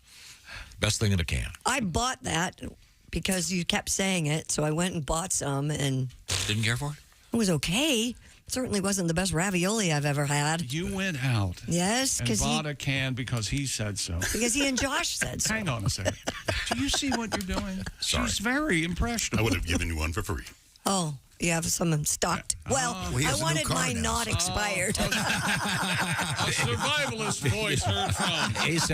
Ace has canned goods that the labels are in black and white because they were canned in the 50s. What does the date say right now on a can of ravioli if you go to the grocery store? I have no I idea. have no idea. What do you think it is, Ace? Those Couple preservatives are strong. 2038 or something? Or Probably 26. how long is it? Really? Oh, it's got to keep longer than that. 3 years? I have no idea. Huh? Next. It's your fault. A jersey worn by Tom Brady in his final game could break a record when it hits the auction block next month. Tom Brady's Tampa Bay Buccaneer number 12 jersey will be featured in an auction held by R.M. Sotheby's and Wynn Las Vegas. I'm not sure what any of that means. It was worn by Brady on January 16th against the Cowboys in a wild card playoff game. Buccaneers lost 31-14. Auction organizers said the jersey's condition is consistent with game use. Visible grass stains and field marks. Listed price range between $1.5 and $2.5 million. And that money's all going to charity, right? According to Golden Auctions, the jersey San Francisco 49ers legend Joe Montana wore in Super Bowl 19. It's all in Roman numerals here. And Super Bowl 23 currently holds the football jersey record, selling for $1,212,000 back in March. When they sold his previous jersey, didn't they end up giving the guy the money back? That was a football. Wasn't it? The last football. Was it a football? Okay. The football, last touchdown he threw, what could have been, and then he unretired and came back. Okay. Why would Tom Brady give up a jersey like that to have it auctioned and not have it go to charity? I don't understand. Because said the lady who doesn't know how money works, because he's got plenty of money. Well, I bet Giselle's paying him. How much is plenty? I would say Tom wouldn't say I've got plenty of money. Yeah. If the jersey doesn't fit, can you give it back? I don't think they're going to put it. It's a shadow box jersey. Come on. They're going to hang it on the wall for $1.2 million. They're going to put it on at least once. Oh, yeah, you're doing something with it. Also, I would buy this just to be. It was his last game and he lost. I want to taste his tears. Oh my goodness! Right around the neckline. You kidding me? Coming down the neckline. You have a point. Unforbidden salt. Have you seen the commercial with Tom Brady? I don't know if it's a commercial or just a viral he put up on Instagram. He said, "I can't believe you guys think the NFL is scripted. Do you really think I would have gone with Peyton's little brother beating me twice in the Super Bowl?" No. Good point. It was almost funny had it not been Tom Brady. Hey, look what we've got now. Oh, you guys are really going to love this story. Uh-oh. There's so much missing. Stupid world. And he gets away with it because he's him. Yeah. Are you ready? Yeah. A Nevada couple celebrated their 21st wedding anniversary by breaking the unofficial world record for placing bets at the most casinos in 24 hours. Everybody clear on this? According to reports, John and Christina Mahaffey successfully gambled at 93 casinos in Vegas, surpassing the previous record of 74. Christina said, "We had it planned out. I had Google Maps set up as well as a spreadsheet that literally had every stop." How fun. The estimated time we thought we'd be at every place, estimated time we thought we'd spend in each casino. We really had it planned to the minute as much as we could. So is it a slot machine bet? Is it a... This is the entire article. There's no clarity. And, of course, it doesn't say if they won or lost. So it doesn't say if they won or lost, how much they could have won or lost, how much they bet, or what games they were playing. May I? Didn't say any of. Yes, please. This stinks. Yeah. This causes more trouble than it's worth. Yeah, it was their anniversary, and they apparently have the world record. That's fun. But they may have depleted their kids' college fund. I don't know. It doesn't say if they won or lost. Yeah, but if you go in and you put a quarter in the slot machine, and then run out. And then run to another casino. That counts. Do they still have quarter slot machines? I don't know. I'm just using that as... I'll step in here. They do. They totally do. They have penny slots. They have penny slots. Lots of them. Mm-hmm. Yeah. With a copper shortage going on, isn't there? I'm just telling you. Okay. Wait a minute. Is there a copper shortage? It's a scary area of the casino. I don't think pennies are made out of copper anymore, are they? A part of them. Adamantium? Yeah, you're right. I think that's correct. Another world record coming up, kids. All right. Also, an interesting story about the Amish and contemporary technology. Wait till you hear this. This is fascinating. They freaking you out over there? And a big event that happened last week and how it affected the Amish, among other things. Also, Chick, sit down because you're going to be very shocked. A massive shoe theft out there. That's good news for a very small group of people. And tattoo regret. Do you have any tattoos you really regret having? Yes. Well, you're in good company because a lot of folks do. We'll find out about that right now. Thinking about the fall. We got the great, the cooling down in some spots, not everywhere, but HelloFresh is fully aware that you're busy right now with school and getting costumes for the kids and whatever it is you're doing. You don't have any free time. How about saving a bunch of time with HelloFresh, America's #1 meal kit? HelloFresh does the grocery shopping. And they also do the planning for you because they've got everything measured out. You just put it together, including their famous quick and easy options. 15-minute meals, for example. What are you working on over there, Willie? Y'all, check out the Gouda Vibes burger with tomato, onion jam, and potato wedges. HelloFresh sends you 10 ingredients. Put those together in 6 easy steps. In just over a half hour, you're enjoying this delicious burger and fries. By the way, you want to swap out the fries for broccoli? You can do it with the Hello Custom feature from HelloFresh. Oh, yum. That's a fall favorite right there, boys. Football and burgers. burgers. Yes. Beer in there. Also, they've got breakfast stuff, lunch stuff. You got to check it out. HelloFresh. Once again, they've done a lot of the work. They've done the legwork. They've got the food for you. They've measured it out. You just put it together. They have the famous HelloFresh Market, by the way, currently featuring the mini pumpkin cheesecake. That sounds delightful. So join America's #1 meal kit. Be part of it. Get involved. And also save 50% plus free shipping with this code 50BTShow at HelloFresh.com/50BTShow. That's HelloFresh.com/50BTShow. Coming up, tattoo regret. Why is that bear on a boat? And, interesting news about your eye sockets. Ugh. This is the Bob and Tom Show. Hi, this is Rodney Carrington, and you are listening to Bob and Tom Radio. Josh Arnold still out on assignment for today.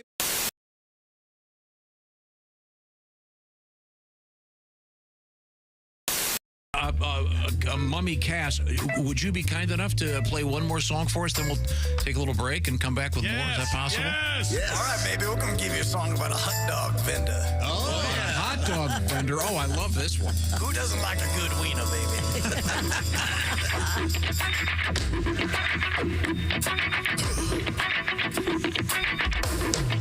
Here we go, baby.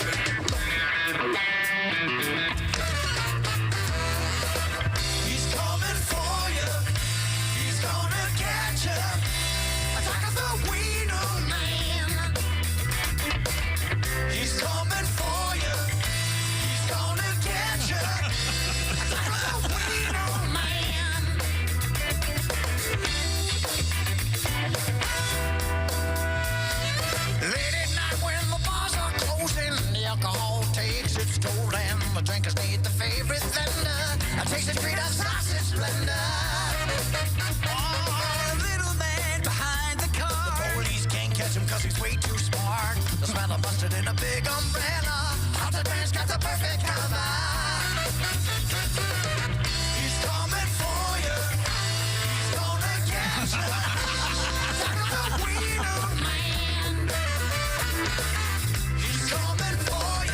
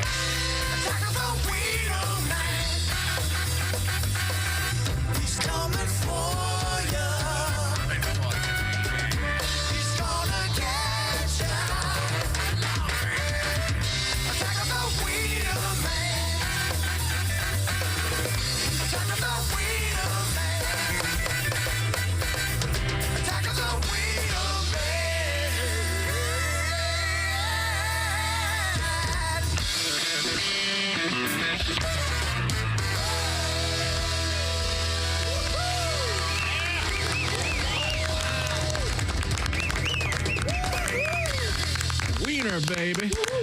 Oh, that was just brilliant. You got to see the Mummies just to see the choreography. I just wish they played better. What's the problem? A little tighter. Holy hell. Yeah. John Coltrane would be Man, saying to the I've guy, never seen one played hands-free. That guy. how did you do that sax solo? Yeah. That was great. He's got extra appendages, man. Yeah, he does. Oh, wow. That's just brilliant. Hi, everybody. Chick McGee here from the Bob and Tom Show. I want to tell you about the NFL season coming up. We got together with the folks at Big Green Egg, and each and every week, you're going to have a chance to win a Mini Max Big Green Egg during the Pigskin Pick'em program on the Bob and Tom Show.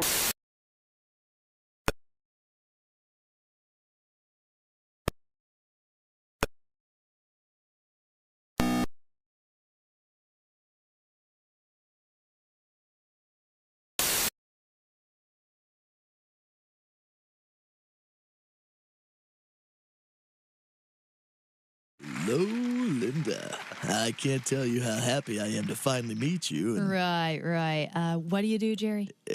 well, I own my own consulting business and... Consulting, eh? And when did you lose your Amway dealership, Jerry? Huh? Sheesh, what a bitch. She's the bitchlorette. She's single, pissed off, and is looking for money. Lots of money. Hi, I'm Linda. I'm Phil. Yeah. Did you forget something? No, I don't think so. Any gift? Gift? I didn't know that we were... Bye-bye, loser. Wow! Tune in to Bob and Tom TV and see why she's called the bitchlorette. She's on the prowl, and she's got... Shut your hole and bring on the rich numbnuts. On Bob and Tom TV. Well, there you go. Hey, welcome back to the Bob and Tom Show. Christy Lee at the news desk. Hi. There's Pat Godwin in the performance room. Hey, Chick. There's Willie Griswold. Chick McGee. Hi there. There's Ace Cosby. Hey. I'm Chick McGee, and here's Tom Griswold. Hey, have we heard how Josh is doing in his bass tournament? I don't think so. No? No idea. I think we look at this like it's a Beetlejuice situation. What's that mean? We talk about him, he'll he'll show appear? up, so we just let him enjoy his time off. He'll be back tomorrow. That's right. He'll We'll be find back out. all We'll find out how we did. Now, we had a news story, admittedly kind of half-assed, I got to tell you, about this couple that celebrated their anniversary. Right back to it. Yeah, well, we found out some more Found out information. more. And here's Christy. John and Christina Mahaffey enjoy casinos, and they apparently are well known in the Las Vegas area. Hey, there's that guy Mahaffey. Uh-huh. Hey, he's pulling on his taffies And with the honor their- boo-boo and the pink. Look at In it. honor of their 21st wedding anniversary, they placed Keno bets.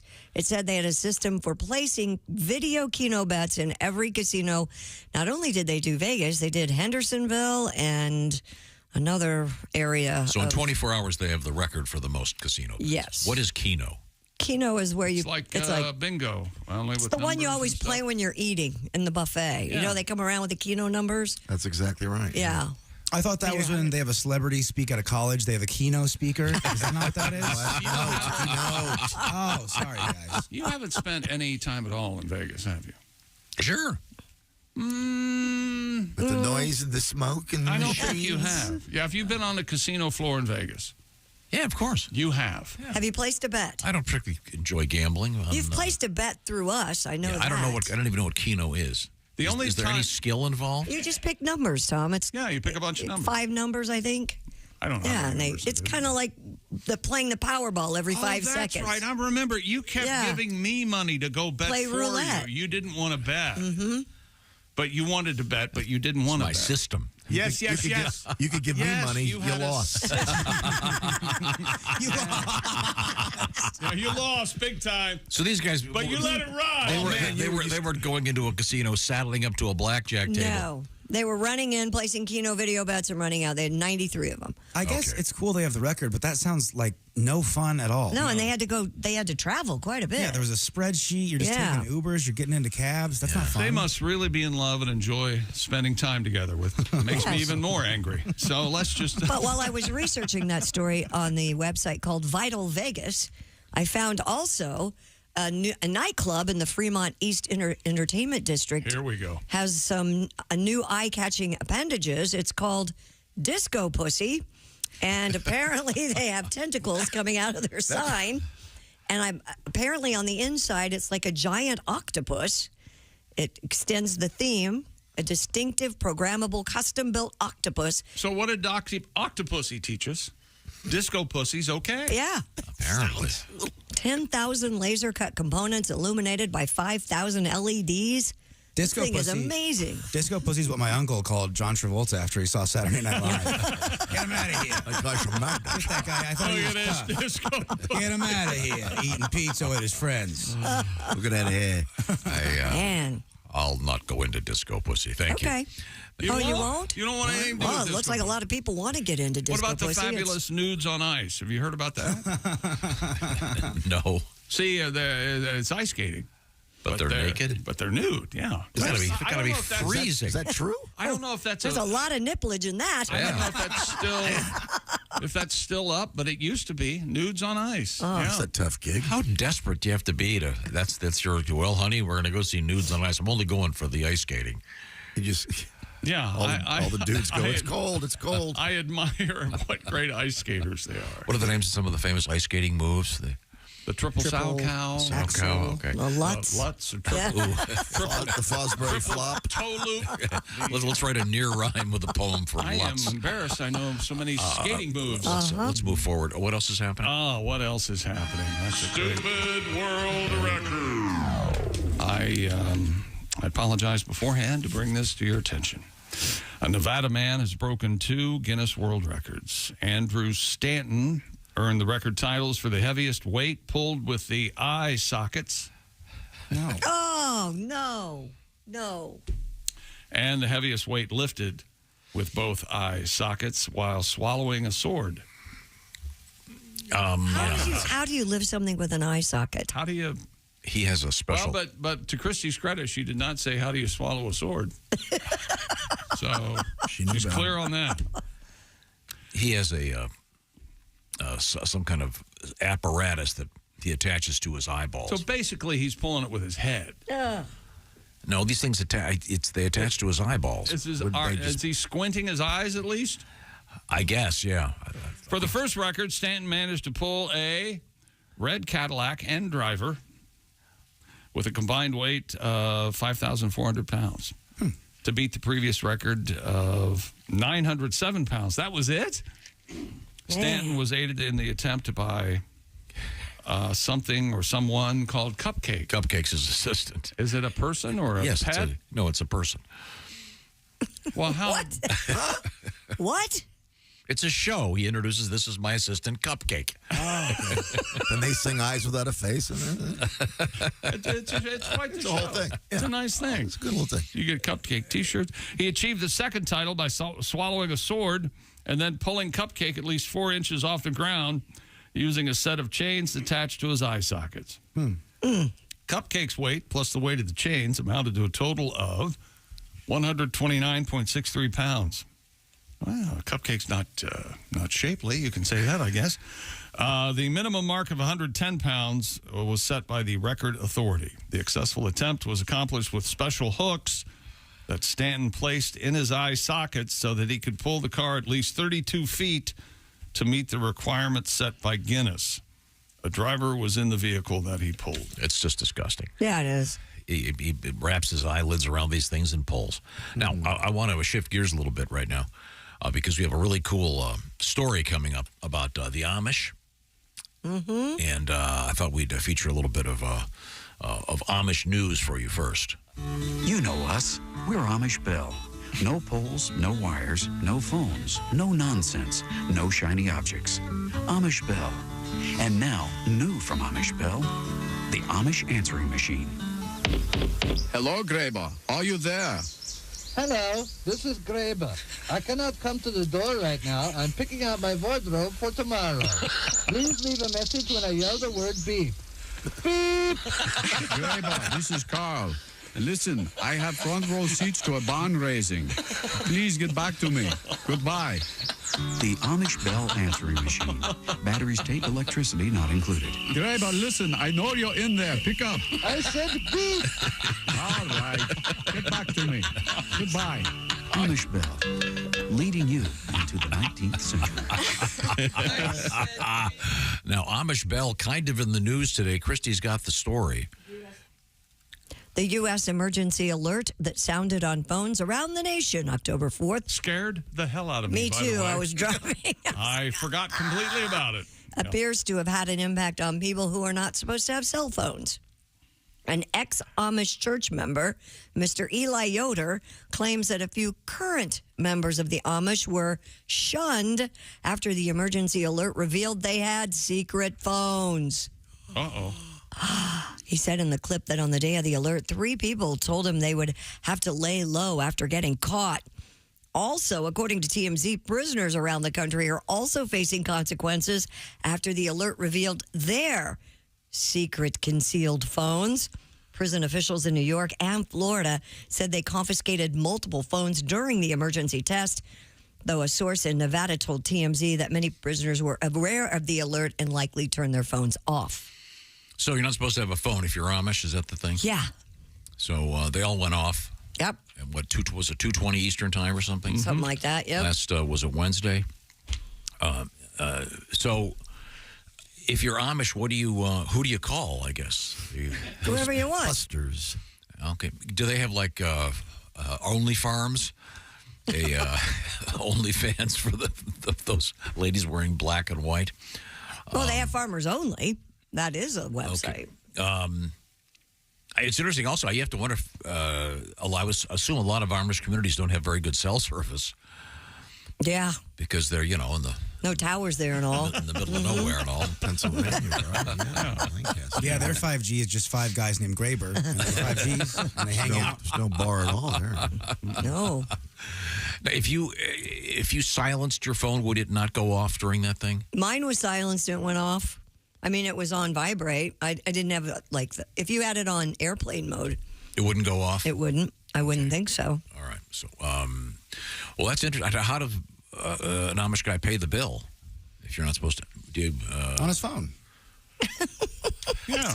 3 guys have it. You just borrow his. Okay, I'm just confused. Well, we have an Amish tribute from. Well, you'll see. This is another classic from the world of the Amish.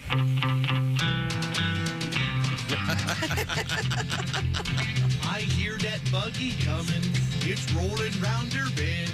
Ooh, I ain't seen a TV since I don't know when. I'm stuck in Amish country. Time keeps dragging on.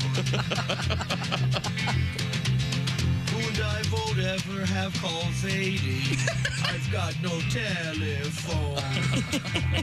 When I was just a baby, my mama told me, son, don't ever use their engine to make your buggy run.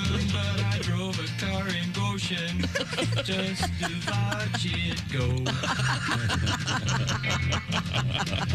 If their parson hadn't caught me, I'd be in Kokomo. Hit it, Graber.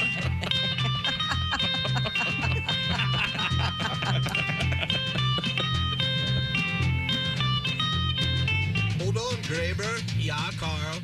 Do you know how many Mennonites it takes to screw in a light bulb? No, Carl. How many Mennonites does it take to screw in a light bulb? It doesn't matter, Graber, because they will all surely burn in hell. There's lots of lucky people out there driving cars, probably playing CDs and watching VCRs, but I guess I'm glad I'm Amish. I got no bills to pay.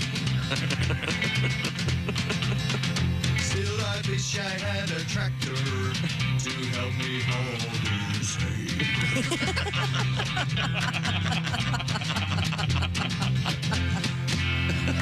Right. The Electric Amish. And a nice tribute to contemporary civilization and all the automobiles and the trucks and the tractors and the electricity. You ever seen the Amish farm? I mean, it is pretty amazing when you see somebody walking behind a horse. You don't see that very often. It's a lot of work. Yeah. But is it... Not a lot of fat Amish. What? Rumspringa? Is that the thing where the... Rumspringa? They decide whether they're going to stick around, be Amish or not. Yeah, I know, and I know that there isn't like an Amish pope. there isn't a like a guy with like a black mitre. I don't know. Yeah, no, they kind of. I'd rather not speculate. I would rather not talk about this either. Yeah, it's interesting. All right. Are you thinking of becoming Amish? No. I just think it's interesting that you're just nosy. A bunch of them were. I don't know if you could grow a. Well, you got the sideburns going. You could probably grow. I couldn't do the Amish beard. And why no mustache? That troubles me.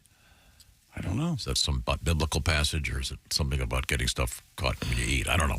I don't know. But a lot of them apparently had cell phones, and they were caught when that emergency alert went off. So that's kind of they were shunned. That's kind of interesting. Now we return. You know, at least they're out. I mean, they're above. It's obvious when you're being shunned and when you're Amish. Yeah. But how long do they shun for? No. But if you work with somebody, just the normal, you shun people all the time. Oh yeah. You just don't tell them. Could be invisible about it. Yeah. Right. I guess. Yeah. Oh, I feel shunned by you every day. That's because I'm shunning you. I just don't want to. I just don't want to make piece of work you did. I just don't want to make a big deal out of it. Sure. Now, in the Amish shunning thing, do you like wear a scarlet A or anything? I don't know. And how long does it last? I would think before church they would. Here's who we're shunning this week. It's a good shunning that list. week. A list of people. You can't speak to them all week. I think in an extreme situation you would have some sort of punishment monogramming going on I know. the front of their shirt. Big S. I know. I think the rules get pretty confusing, but phones are no. So, but a lot of Amish folks apparently have them. And Have you ever talked about anyone behind their back, Tom? Of course. Okay.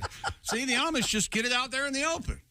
I think that might be a better way to do it. Graber had a cell phone. We're not talking to him for 30 days or That's something exactly like that. right. Yes.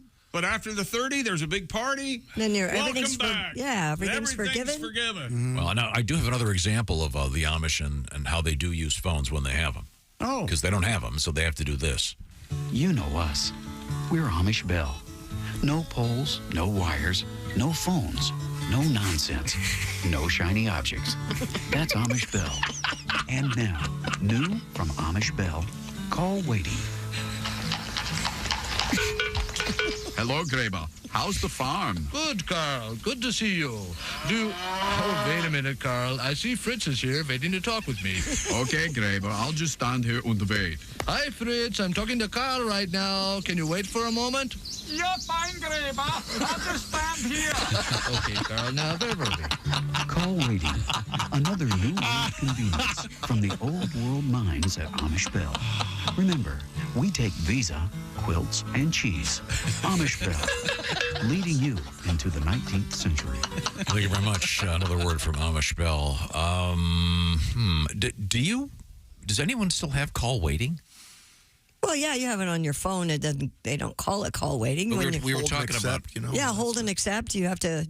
It comes up on your screen. Yeah. I didn't mean to say. I know people have it. Start three-way Do call. you think it's really rude? Depends on how you use Depends on who's calling while you're on the other. I mean, I don't know what the numbers are, but I bet people actually voice calling are way down. Yeah. I mean, think about how often you're actually talking on the phone. Willie, you weren't here. We had this article from the Washington Post about contemporary culture and phone etiquette. And you young kids and how you don't call people. I call people. I like calling people. It's nice. It's easier. But would you say you text more often than you call? It just depends on what it's for. If I have three things we have to figure out, that's a phone call. But if it's one thing, it's a text. Do you cold call or do you say, may I call you? Or can you call me when you're available? If it's like, we have the weird work schedule. So like if I'm texting a buddy and he has a regular 9 to 5, I'll send him hey, give me a call later today when you're free. But yeah, it's sometimes you do the text just for the phone call check-in. But for most people, just call ahead. It's easier. Now, do you leave voicemails? I do with like my grandma, and that's about it. Yeah, that's exactly what the article said. Yeah, older people. And no, but also because your grandma wants to hear your voice. Yeah. They say if you're leaving a message for your parents or grandparents or whatever, but for the most part, voicemail has been abandoned by people. Mm-hmm. Everything is texting. It's a different world. But I don't. Well, especially listening to a voicemail because you can read it. Yep, now. Sure can. I love that. Why listen to the whole? I love that too. Okay, and then, but the call waiting thing it's just, I guess now you know who it is, right? Mm-hmm. Whereas back in the day, you'd be on the phone, all this would be clicking, and you'd go, hey, right, whoever this is, I'm dumping you for them right now. I'll be right back. Or you have to go, hold on, I got to make, you could go back and forth. Yeah, I'd be curious to see the numbers on that as well, as to how people are responding to that. Coming up, we're going to have a couple of comedian guests, including Nick Novicki. Greg Warren will be joining us shortly. I also want to remind you that the end of Week 5 of the NFL will be this evening. And we've had, interestingly enough, Willie, the last 3 winners in our Pigskin Pick'em competition have all had 2 first names. Pretty cool. What do we got? Craig Joseph, Ms. Alex Virgil, and Josh Casey. Wow, and we're counting Virgil as a first name, apparently. Yeah, Virgil, sure. That seems a little weird and old-timey to me, but okay. That's what Josh Arnold said. Virgil Earp. The great Gus Grissom. Oh, right. His name was Gus Grissom. He wasn't. I thought it was Ivan. I thought he was a Virgil. No? Virgil, Gus I don't know. I was a Virgil, so I was about 15, 16. I thought it was Ivan. Oh, no, it was Virgil Ivan Grissom, I think. Ivan? I thought he was. I think. Yeah, Virgil's a first name. I'm just basing this on the right stuff. So the question is, will the winner in Week 5 be 2 first names? And you can find out all about this We may never know. by going to bobandtom.com/contest. Tonight's game, Ace? The Battle of Brothers. The Battle of Brothers. The Raiders and the Packers in Vegas. Just answer the question. But they're brothers on 2 opposing teams. Gus Grissom was a Virgil. I had no idea. Virgil, does it have his middle name? Is it I? It just says Virgil Grissom. It doesn't. I think it is I. Great American. Now, coming up, we will be reviewing, of course, our Week 5 winner, but you can get involved every week to win the Big Green Egg, the Big Green Egg Mini Max. Find out about it once again, bobandtom.com/contest. We're coming right back. This is the Bob and Tom Show. For a complete copy of the Bob and Tom Show contest.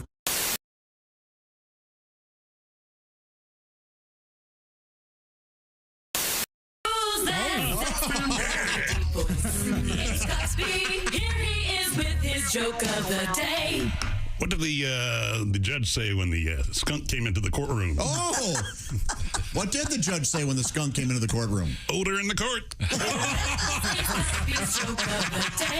That'll be getting told in courts throughout the country. Odor in the court. Oh, man. I think it'd be hard to learn the banjo by yourself. Yeah, I think that would be the only way to learn the banjo. I am legitimately now the owner of a banjo. Is that right? Yeah, I need to get it in here and see if... How did that happen? My dad died. Oh! Thanks. Ladies and gentlemen. So I took his banjo. The amazing, we need some sound, Nino. The amazing Pat Godwin. Ladies and Never gentlemen. ask a question you don't know the answer to. Here we go. Totally knew the answer. I knew the answer, and that's why I knew not to ask. Trust me, there's no one laughing harder than my dad right now. If he were able to laugh, but he can't because he's dead. So how'd you come by that how'd you come by that banjo again, Josh? Well, my dad died, and it was just laying there. So I thought, well, instead of throwing it away, maybe I'll go ahead and take it. Did your dad play? He did when he was younger, yeah. Oh, okay. I thought he did when he was alive. That's the joke.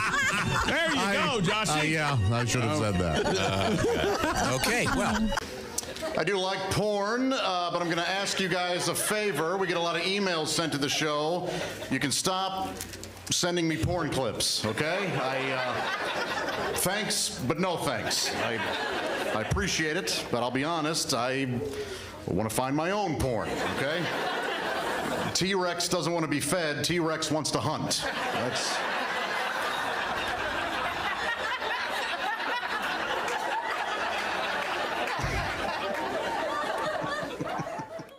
Use big words. I got a little test here. What test are we doing? No, don't do this. What? Now, I want you to hand this to Jessica. And it's, I don't want to give too many hints. Why is that still in here? I want you to figure out what that is, Jessica. Describe, put it down, and it's got those rubberized rods sticking up. They're about 4 inches in length and about, I would say, 3/4 of an inch in diameter. What do you think those are? Can you describe the 4 of them? Go left to right. Actually, go right to left. Just describe. Well, they're limper to stiffer. The left little rod is very wiggly. Yes, very squishy. Mm-hmm. And number 2 gets a little bit firmer. Yeah. Still wiggly. Number 3, again, a little bit more firm. Is that how you normally pull it back and flick it when you're okay? Flicker. Then what's the last one? The last one is just straight up hard. Flick it with your finger. Ow. And not moving around at all. What do you think? What do you think that is? I'm starting to think this represents a penis. You're correct. Yeah. 4 of them. The revolution. That's if you're going to a doctor and you're looking for an erectile dysfunction drug. Yeah. That's what you use to describe the level of flaccidity, if you will. That you currently have. If you're going to use big words. I don't think you need to go if you're at 4. No. Mm-hmm. Gonna take that out of your mouth and put it down. Oh my God! I just like playing with number 1. It's all wiggly and squishy. Jessica? Jess? I'll take 10% if I testify for you. How's that? It's sort of like a dildo buffet.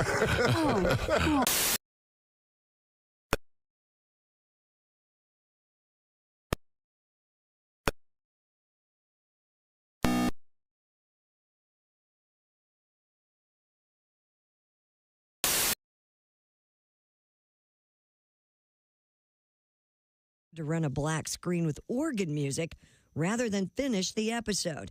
ABC canceled the show and bought Schlatter's contract with a clause that it never air again. Once again, it'll show up on YouTube, 7 p.m. Eastern. And that's your news. I'm Christy Lee. More of the Bob and Tom Show coming up. Think you know your pro football and want to put your knowledge to the test? Then play Pigskin Pick'em every week at bobandtom.com. This is your chance to win a Mini Max Big Green Egg. Just pick the winners of this week's pro football games and you could win a Mini Max Big Green Egg. Head to bobandtom.com/contest and play Pigskin Pick'em. And don't miss the Chick McGee Shoe-In of the Week, Thursdays on the Bob and Tom Show. This is Reno Collier, and you're listening to Bob and Tom Radio. How many times have you been auditioning for like a civic theater production or a Broadway musical or a church show or a school show or something like that, and you had a great audition, you sang a song, maybe you told a joke or two, and then the director comes up to you and says, great audition, kid, and your resume looks good, but do you know any pig Latin? You'll never be caught in this position again if you enroll now in Haji's Academy of Theatrical Arts and Pig Latin.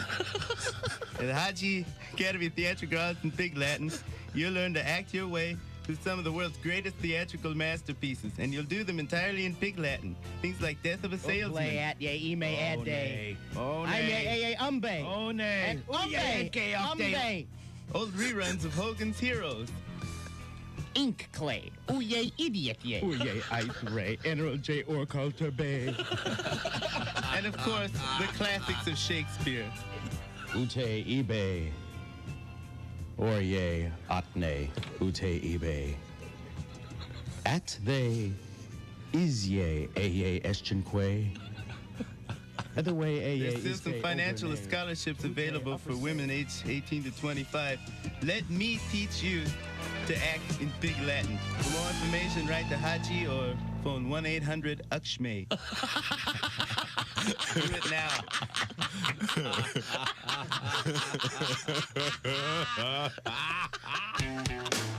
All day, all night, all Bob and Tom. This is Bob and Tom 24/7.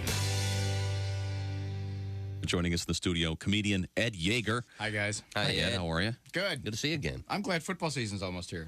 I love football. I do too. I was I was in a hotel room, and I was watching a football game, and I opened the drawer, I pull out the Bible, I turned to John 3:16, and it actually says, "Sitteth thee in the end zone with a large sign." Morning laughter just might be the best medicine. No matter how hard I try, can't keep my hands off my face. Hey, welcome back to the Bob and Tom Show. At the news desk, it's Christy Lee. Hello. There's Pat Godwin in the performance room. Hey, Chick. There's Willie Griswold. Good morning. There's Ace Cosby. Hey.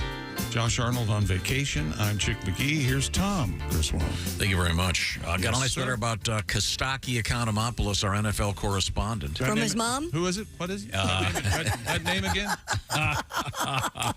It's from Ms. Pruitt. She said, I had the pleasure of seeing Kostaki at the Stone River Winery in Talent, Oregon. He rocked it. Oh, nice. She goes, I listen to your show every morning driving into work. Sometimes I'll sit in the parking lot. listening to the rest of the story. Well, isn't that nice? Thank you very much, Cindy. We appreciate that. Speaking of shows. And now you know the rest of the... live shows. You got a couple coming up we haven't mentioned before, including Mr. Godwin at the Ho Chunk Casino in the Wisconsin Dells with Jeff Oskey and Willie G coming up Saturday evening, November 4th. Hey, fun. And I wanted to check in with Pat. You've been frantically... No, I'm checking my messages here. I just got in trouble for something we did last week. So what'd you do? Going on. Well, you know how they hear it on the radio and it gets magnified. And it's like the telephone game. You say something and maybe in a humorous context and your lady friend hears about it. Well, I told Tom something private in the green room. Uh-oh. It was personal. I told him it was not for air. 2 hours later, he tells everyone on the radio, Tom, that's not for air. Yep. Not for air. That's him. Now people know about the boil on my backside. And that my partner, Bill, dumped me at the county fair. Tells the whole wide world I wear a hairpiece. Tom, not for air. Not for air. Not for air. He forgot or didn't care when I told him not for air. Now the feds know about the cash under the bed. He said it's all for the show. Now I gotta cough up the dough. Not for air. Not for air, Tom, not for air. Sorry. If you want the world to find out you took your sister to the prom, the last show you did in Toledo really bombed, or that you're so broke you're still living with your mom. Tell Tom. Tell Tom. Tell Tom. A false ending there. But he'll tell you he keeps a secret better than anyone. I didn't know you broke up with Bill. That's all exaggerated. He's really good about it. Actually. All that is it's completely untrue. It's all lies. During the break, you told us you were going to tell a story. Oh, no. Incident at the football game? For the second week in a row. Yeah? Yeah. When you go to an NFL game, you want to time out your urination. Oh, jeez. You know what I'm talking about. You don't want to have to get up and... You don't want to go at halftime when everyone else is going. Is that what you're saying? Well, no, you want to... There's enough time. It's just that you don't want to have to get up in the middle of the game and leave. And especially my seats are right in the middle of the row. So, excuse me. Right. So I was going at halftime. And when you go into the men's... You ever been to the men's room of a major place facility? Not at... I've been in a men's room, but not at that particular facility. Fully clothed? Yes. Okay, sorry. I bypassed a line once or twice. Okay, so that'll happen. The point is, there's 2 walls lined with urinals. Sure. But it's halftime, so they're full. Right. Last week, I told you I walked in, there was a guy that had his pants all the way down. Right. On the floor. All the way down to his knees. With his bare butt hanging out, which I thought was... How did he hold his pants up? I didn't really linger and I didn't examine the engineering aspects of it. You should have walked up to him. Can I ask you a question? How you hold your pants? Ever happened to you? So a slight squat with a little knee. So you're at a stand-up urinal. Yeah. Right. Nice, clean, modern facility. They do a nice job. Mm-hmm. But there are people, They do a nice job. Yeah, and so check, has this ever happened to you? You're doing what you're doing and standing up at a urinal, and the guy next to you goes, "Hey, chick!" Of course. And then thrusts his hand out. Yes, no. Absolutely. Yes. Yes. I mean, so what do you? You shake his hand. You just know you say, "Hey, say hi to me outside." I'll say hi to you outside. I don't talk in bathrooms. That's the rule. It's pretty easy to get out of it. No, that's what you say. That's good. You say I don't talk in bathrooms. Say, hey, come talk to me outside. I don't like to talk in bathrooms. Yeah, shake. What about the handshake thing? You don't do it. You wait till both your hands are clean out of the bathroom. No, you shake his You don't shake his hand. Well, as a matter of fact, every now and then, if I like the look of the guy, shake his... I'll tell you what I'll do. I'll spit in my hand, and I'll say, "Put her there." I like the cut of your jib, fella. Yeah, right. Where are your seats? May I join you? That's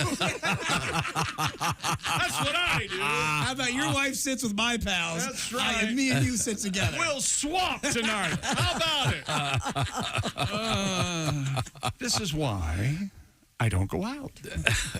Of course not. Chick, if I go to a game locally, I'll get recognized once or twice. You would get inundated. You would get bothered so much. I've told you before, I can't go, especially if a certain Washington football team's in town. I can't go. You certainly can't go. No, everyone, for some reason, wants to kick my ass. They're not good.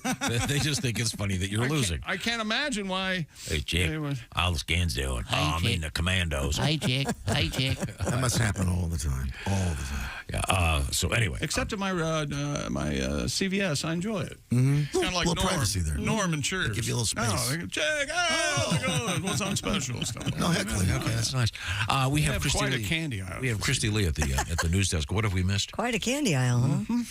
A cruise ship made a detour to rescue a naked man who had become stranded on top of his upside-down vessel.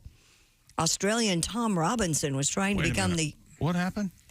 A cruise ship made a detour to rescue a naked man who had become stranded on top of his upside-down vessel. Okay. Australian Tom Robinson was trying to become the youngest person to cross the Pacific in a handmade boat.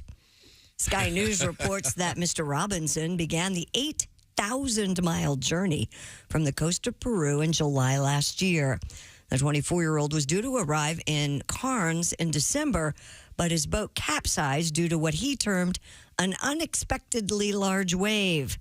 He activated his distress alarm and was located by a plane 100 nautical miles southwest of Vanuatu. A P&O cruise ship then made a detour to rescue him, finding him naked on top of the upside-down vessel. A statement on his website said Robinson was given medical treatment but sounded well in a phone call to his family 13 hours after the rescue. So what I don't understand about the story is why was he naked? Why would you need clothes if you're out there by yourself in the middle of nowhere? It's really hot. Yeah. I don't know. Maybe I would think that. Maybe that's part of his charm. What if your lines could get caught in your male member? Well, I was trimming the sail and... A lot of people like being naked, Tom. You're not one of them. We know. You got these sunburn issues. But, I mean, can you imagine, Pat, you're on a cruise ship, and then it's the law. They have to come get you. Uh-huh. Yeah, they do. Have you ever been on a ship where they had to go rescue anybody? Absolutely, yeah. Really? Yeah, Really? quite a lot.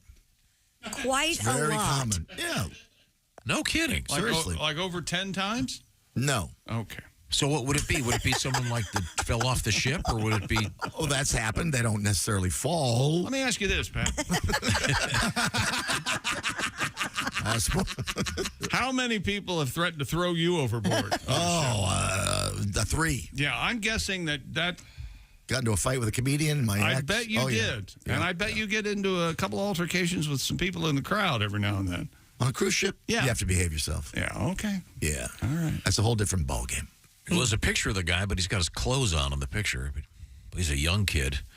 Yeah, he's trying to be the youngest person to do it. So in a handmade boat. I mean, that's cool. Yeah. Must be fun, but yikes. Fun? You would never do something Making like a boat? that. I've been in a handmade boat. Remember, I made the Johnny Special with my brothers. Well, now, wait a minute. The Johnny Special. You're famous for saying you don't like your airplanes handmade. Right. That's right. But your boats, handmade is okay. Sure. Okay. I mean, see, with a boat, if you get in trouble, you're typically drown. you're still floating. Well, with an airplane, not necessarily. Not necessarily. Boats a boat will doesn't sink. always float. That's how you know it's broken. Well, that's, I've been in some very nice handmade boats. We had the Johnny Special when I was a kid. It's more of a dinghy, really. I thought you had a boat that somebody named after you and the kids. What, you and your TJ3. brothers. The TJ3. Yeah. Tom, Jim, Jam, John. Yes, sir. Coming up, we're going to meet our guest. We have comedian Nick Novicki coming in. Also, we'll talk with Greg Warren in just a few minutes. We certainly look forward to that. This is the Bob and Tom Show. Thanks for listening to the Bob and Tom Show this morning. The show is also out there for you on our YouTube channel. Watch and subscribe.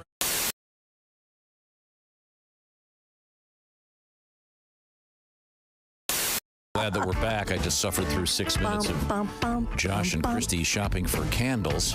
No, we weren't. You weren't even paying attention. Yes, and then Josh goes, I've got a coupon. No, we were looking for an avocado tool. Yes. You tool. And you know what? Oh, I'm Yes. sorry. I do have a coupon, and what's wrong with that? And he goes, I'm going to go to Bed Bath & Beyond today because I have a coupon. And he'll get a coupon. I'm going to get candles and an avocado tool. Yep. What are the A pennant and a T-shirt. What kind of candle are you getting? What flavor candle are you looking for? I like pumpkin. That's right. Oh, now's a good time for that. Yeah. Good time of year. I'd object, but I happen to have Do you ever go into a candle myself, so end of my Do objection. you ever go into a store and pick up something and you don't really look at the price and you take it up to the register and they go $101.98 and you go, What? I did that. $101.98. I bought 2 candles. You know those 2 little wooden candles I have on the kitchen? Yes. Those are $50 a piece. No kidding. I mean, I couldn't believe. That's why off the air I asked Christy, why are candles $95? Yeah. And I said, what? Because people are stupid enough to And pay it. being a media darling, I couldn't say, well, I just need to put this back. Yeah. I'd rather not pay $50 for a candle. But I said, I'd wipe my butt with 20s. I don't care. Boy, Now, was it an anatomically correct phallic candle of some sort? Yes, I could use it to aid my masturbation. That's right. Oh. I should probably use Something help from the instead. Liberace. Christy, to answer your question, What was my question? when you guys were talking about avocados, you asked if there was an avocado vodka. 10 best avocado drink alcohol recipes. There are, yes, You can something make called drinks with avocado I'm vodka. sorry, what? Avocado too, Tom. No. I think Chick does also. Avocado. That's a Russian bluegrass band. No, the avocado. That's a Genesis song, isn't it? Miami, Cincinnati, Boston. I mean, it's I got you. But no Houston? no Houston. Not according to this. Hello there, Houston. Hello there, Houston. Whatever. But he wants me to stop this. Don't do that. That's irritating. Don't ever make that noise again. I can't make Houston all that noise. If you make that noise. No, yeah. Stop slide whistling. People can't hear Houston and hello there. Catbox.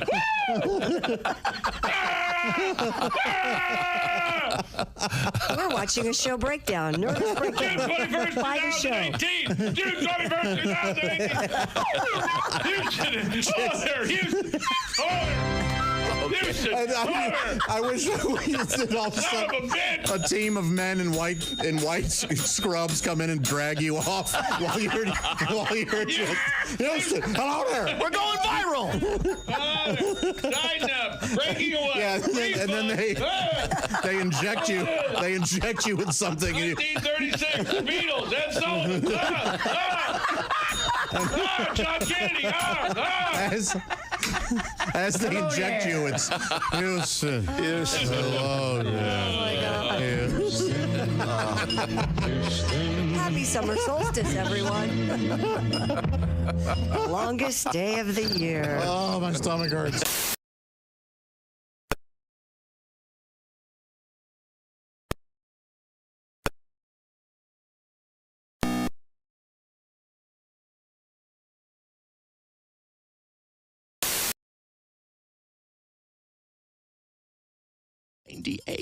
She posed naked in Playboy magazine, a move which critics said severely tarnished her image and marketability. Men throughout the world were outraged. If Katerina were going to pose nude, why had she not done it in 1988 when we were all fascinated by what she must look like without clothing? Yeah. To wait 10 years after her physical prime, when we had all clearly moved on to Nancy Kerrigan, was a slap in the face to male fans everywhere and goes against the very spirit of the Olympic Games. Yes. Hello, Michelle Kwan, are you listening? This has been another Bob and Tom Olympic moment in history. Hi, everybody. This is Mark Sweeney, and you're listening to Bob and Tom Radio. Which is why Tom likes it. Hey, you know, some people just can't grow up. I bought some Twinkies. I bought some ding-dongs. I bought some hoes and some powdered sugar donuts. I poured some sugar in my Pepsi.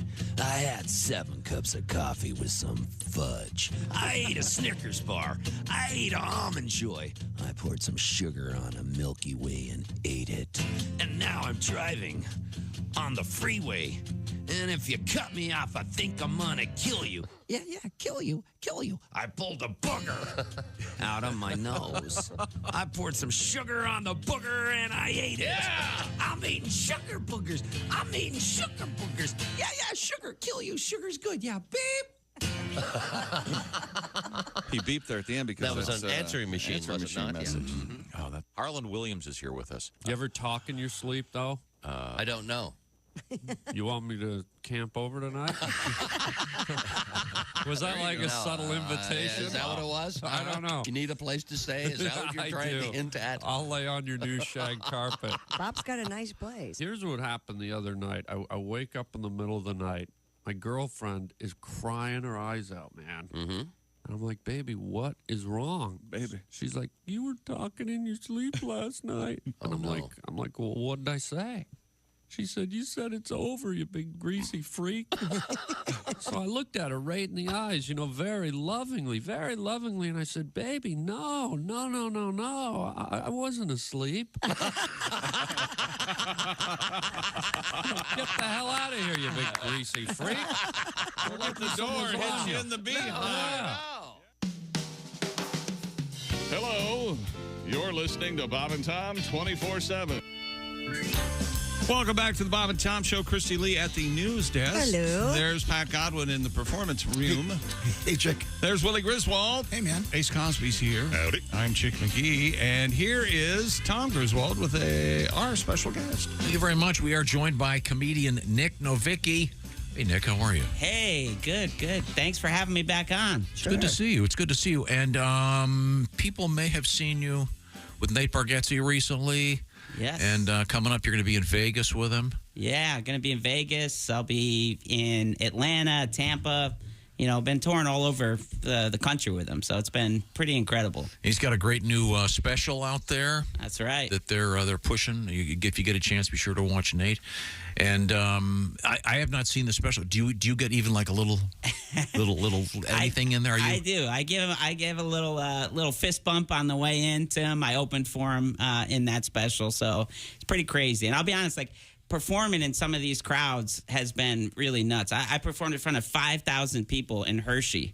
And I'll be honest, I was nervous. Not about performing in front of all those people. I was nervous about performing in a city who's identifies as a chocolate factory. and we should point out. I was just walking around paranoid. They might not ever see him again. Yeah, we should point out.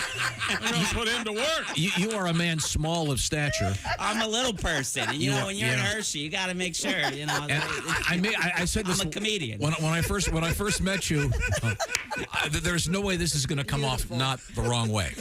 So I will say in advance, I think you're hilarious, and I really enjoyed meeting you. That's why we wanted you back. And I mentioned this the first time I saw you, but don't take it. You look like a miniature John Lennon. I'll take it. I mean, I'll take his royalties birthday's today, John. Yeah, it is. Yeah. I mean, very handsome, nice hair. You could do a nice Beatle haircut if you wanted to. But you're a small guy. How tall are you? So I'm 3'10".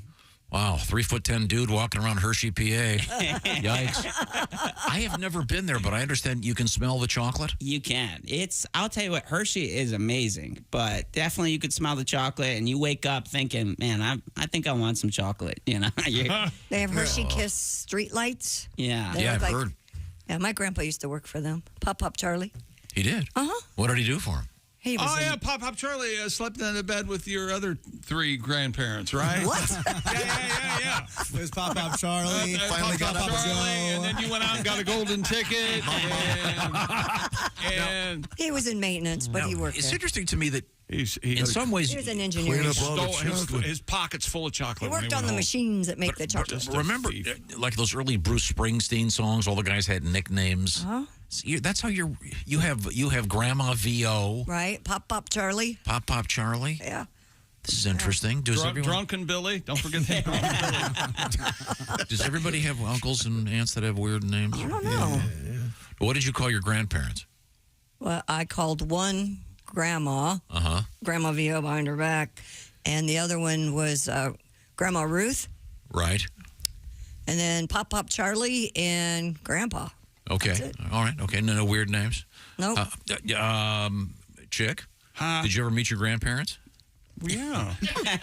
You know this story. My dad's mom, I never called her grandma. Her name was Helena, so I always called her Lena when I was a kid until she passed away. Lena? Lena. That's sweet. Did you know she was your grandma, or was she just another lady in the room?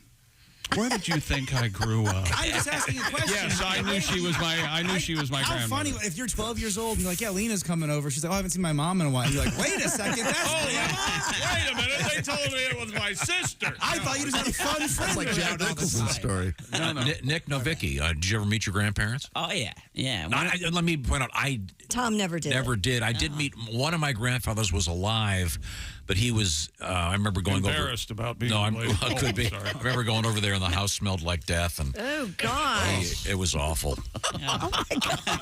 Well, at least it didn't imprint on you at all. How's it going? Hey, I'd be here more, but it smells like death here. All right? It's got to be like Fisher Cigars. It's like Holy death in hell. here. What was his name? Something Grandpa like Bio, right? Was Mr. his name? Dead. The Grim Reaper. The only one I met, his name was John Kenny. John Kenny. And I didn't really meet. He was scary and old and half dead and smelled bad. And I That's just a good remember. rock star name, too. John Kinney, you know? Oh, yeah. Now, did you meet your grandparents? Oh, yeah. Now, let me ask you this. Again, I'm trying to be nice.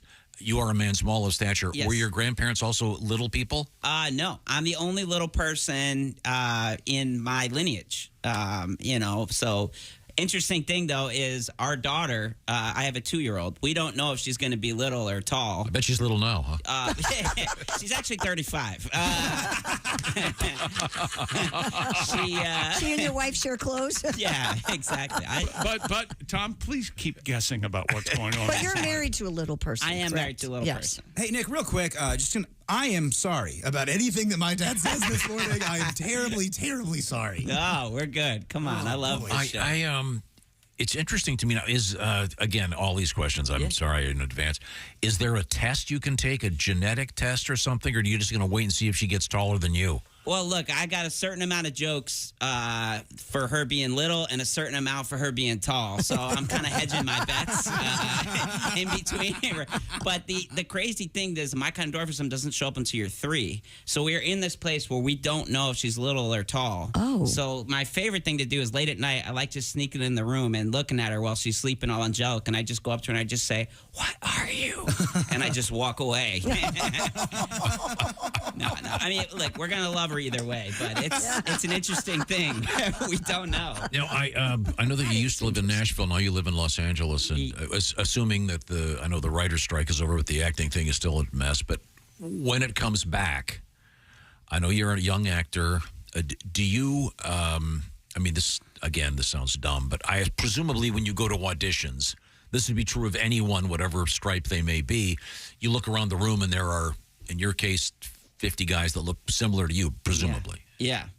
So do you get to know them, kind of? Hey, oh yeah, a little club of. Yeah, it's that's the beautiful thing about it. I know so many little people that have been working forever, and we have our own little group of guys. We hang out and we're like, oh man, Steve's coming in. He's gonna book this, in the waiting room. Are there any inside jokes that only another little person would get? That are like kind of insulting. If I said it, it would be awful. Not really. I mean, it's just like, it's a camaraderie for it, though. It is like some of these guys have been working for so many years. And, I mean, things are changing now. Peter Dinklage, blew it up too, with Game of Thrones. So, it's kind of just such a crazy time. I mean, I've been acting and doing stand-up for 20 years. So to see now, even to see me, I've been in 50 TV shows and movies. So when I started out, you were basically going to work in specific roles, every Christmas time. Hey, let's get got commercials coming, and times have changed, And so but a gig is a gig. It's great to if you wanted me to be the elf, where is the money's green? I have a pension, So what are some of the movies people might have seen that you're in? I've been in recently Spider-Man Across the Spider-Verse, the new Spider-Man movie, the animated movie. And you were in what capacity? So I play Lego Spider-Man. So That's you? They go into the Lego world, and I'm Lego Spider-Man. And I'll be honest, it's really crazy, too, because there's so many people that are fans of that movie. People come up, and they want photos all the time. And I was taking a photo with this one guy, and he's like, hey, can we take another? I go, sure. He goes, can you get on my shoulders for this photo? I go, no. He goes, why? I go, well, a couple reasons. First of all, I'm 40, so that's the biggest reason. Second of all, I'm SAG-AFTRA, and there's a strike, so I can't do stunt work. All right. Okay. That's good. Wow, that is so funny. Where are we? Okay. Our guest is comedian Nick Novicki. Been in a bunch of movies, and we're going to talk with Nick, hang out with Nick. When we come back, we're also going to talk with comedian Greg Warren, and you've worked with Greg. Oh, Greg is so funny. I love Greg, and I just was performing with him maybe a month or two ago. We're going to talk to him and see what the latest is with him. Right now, I turn that way, and I see Mr. Chick McGee. It's time to keep your home safe with the holidays coming, and everybody's getting busier, and your home's alone. That's why you need Simply Safe Home Security, and that's right. They're always moving forward. Simply Safe has their revolutionary home monitoring innovation. It's called 24/7 Live Guard Protection, designed to help stop crime in real time. Now, if an intruder breaks into your home, Simply Safe professional monitoring agents can actually see, speak to, and deter them through Simply Safe's new Smart Alarm wireless indoor camera, stopping them in their tracks. 24/7 Live Guard Protection is made possible by the new Smart Alarm wireless indoor camera, available with Fast Protect monitoring plan. It's the only indoor security camera that can trigger the alarm and instantly deter intruders with a built-in siren. You can install it your way, do it yourself like I did, about half hour, or you can have a Simply Safe expert set it up for you. Either way, it's never been easier to protect your home. And for a limited time, get 20% off your new system when you sign up for Fast Protect monitoring. Visit simplysafetom.com today. That's simplysafetom.com. Remember, there's no safe like Simply Safe. Thank you very much, Chick McGee. We're hanging out with comedian Nick Novicki. Also coming up, comedian Greg Warren. This is the Bob and Tom Show. Hey, this is Frank Caliendo, and you're listening to Bob and Tom.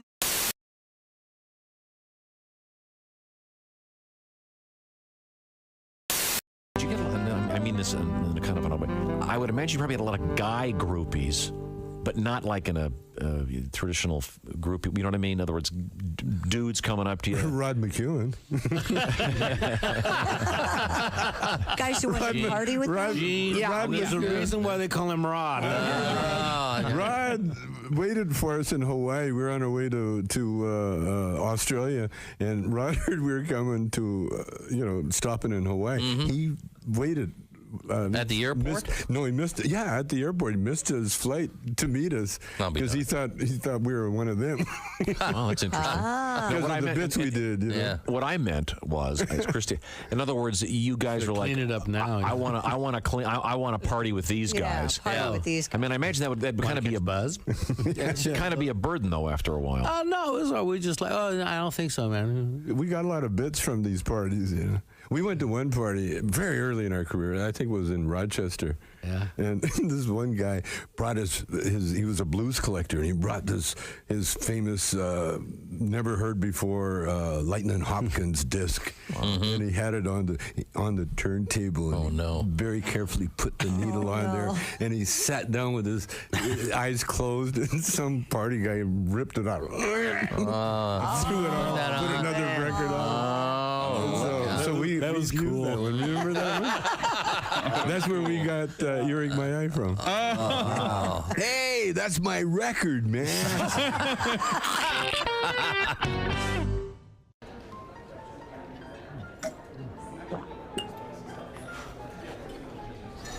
You took my breath away from the moment I first saw you. Will you marry me, Dolly? She said yes! She said yes! It's not a real person. It's not a real diamond.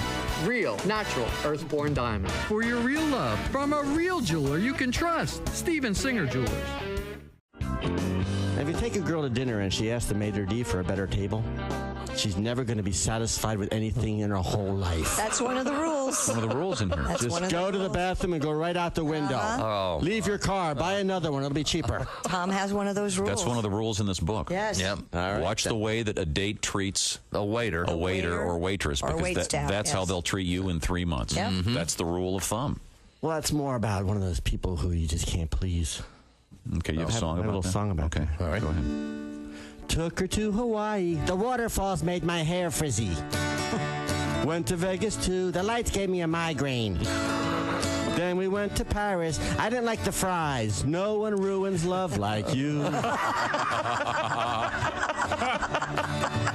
Took her off to Rome. There were too many Italians. Had the finest pasta. I don't eat carbs. Saw the Sistine Chapel. That made my neck hurt. No one ruins love like you. The beaches of Tahiti. There was nowhere to pee-pee. Full moon up above. That was kind of creepy. The finest hotel. I thought it was seedy. We made passionate love. I couldn't see the TV. The pyramids of Egypt. That made my skin dry. The Taj Mahal, too. That was too drafty. The Leaning Tower of Pisa. I would sue the contractor. No one ruins love like you.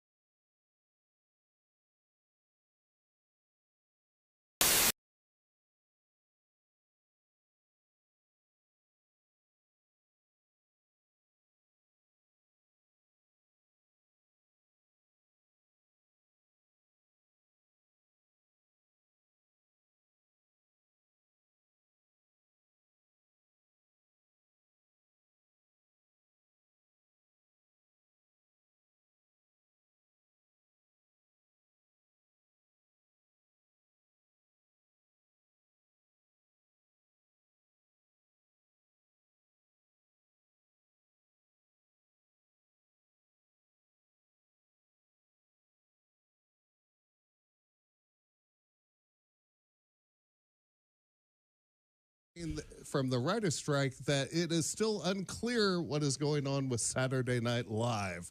What you failed to mention, that has been the case since 1992.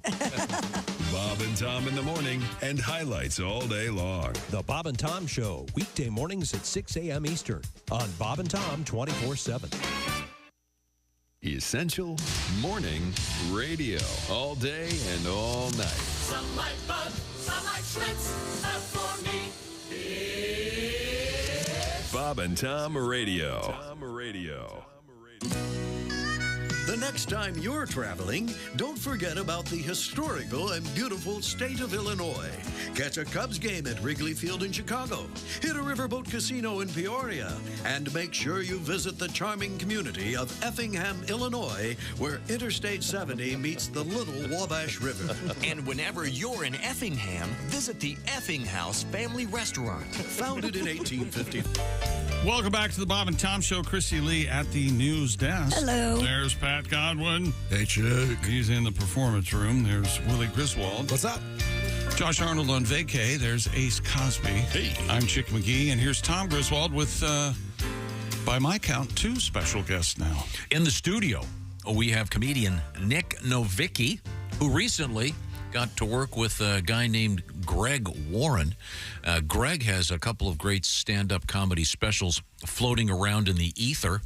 And Nick was recently featured in Spider-Man. You want to tell me again, what was that? Spider-Man Across the Spider-Verse. Okay, and that's sort of a cartoon kind of a... animated movie, and I play Lego Spider-Man in that movie. So did you have to dress up in a suit or something with the weird lights on it? I didn't have to, but I just chose to do that. Not even in the studio, just in my, my wife just saw me like, what are you doing? Where did you meet your wife, by the way? We met at a Little People convention. So, yeah. Okay. There's national conventions where little people get together. And are there a lot of Yellow Brick Road gags? And... Let's say good morning to Greg Warren. I can't. Hey. Oh, there he is. Hey. Good save there. Hi, Thank you. Greg. Thank you very much. Greg Warren has joined us. Hey, Greg, how are you? I'm good. Nice to see you. All right. Well, we couldn't see you before the screen was you weren't there, but now I can see that you're there. And you know Nick, right? I do know Nick. Nick's a very, very good guy and a very funny guy. Nick, did you happen to tell the guys about what group of people always want to protect you? Yeah. No, this is a wild thing. I have a weird thing where gangsters are attracted to me. It doesn't matter what set I'm in. I'll be walking down the street and hear, yo, little man, I I got you. And usually they just walk away. Wow. All right. As if there's a random urban guardian out there somewhere. I got you.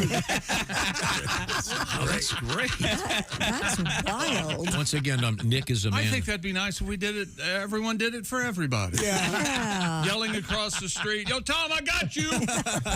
I mean, it's crazy too. Literally, cars will just stop and the tinted windows, and they'll roll down and go, "Yo, take my number down." I have 3 people named Scarface in my phone right now. Once again, Nick is a man small of stature. May I ask how tall you are? I'm 3'10". 3'10". Okay, very good, very good. Very good, man. I got you, man.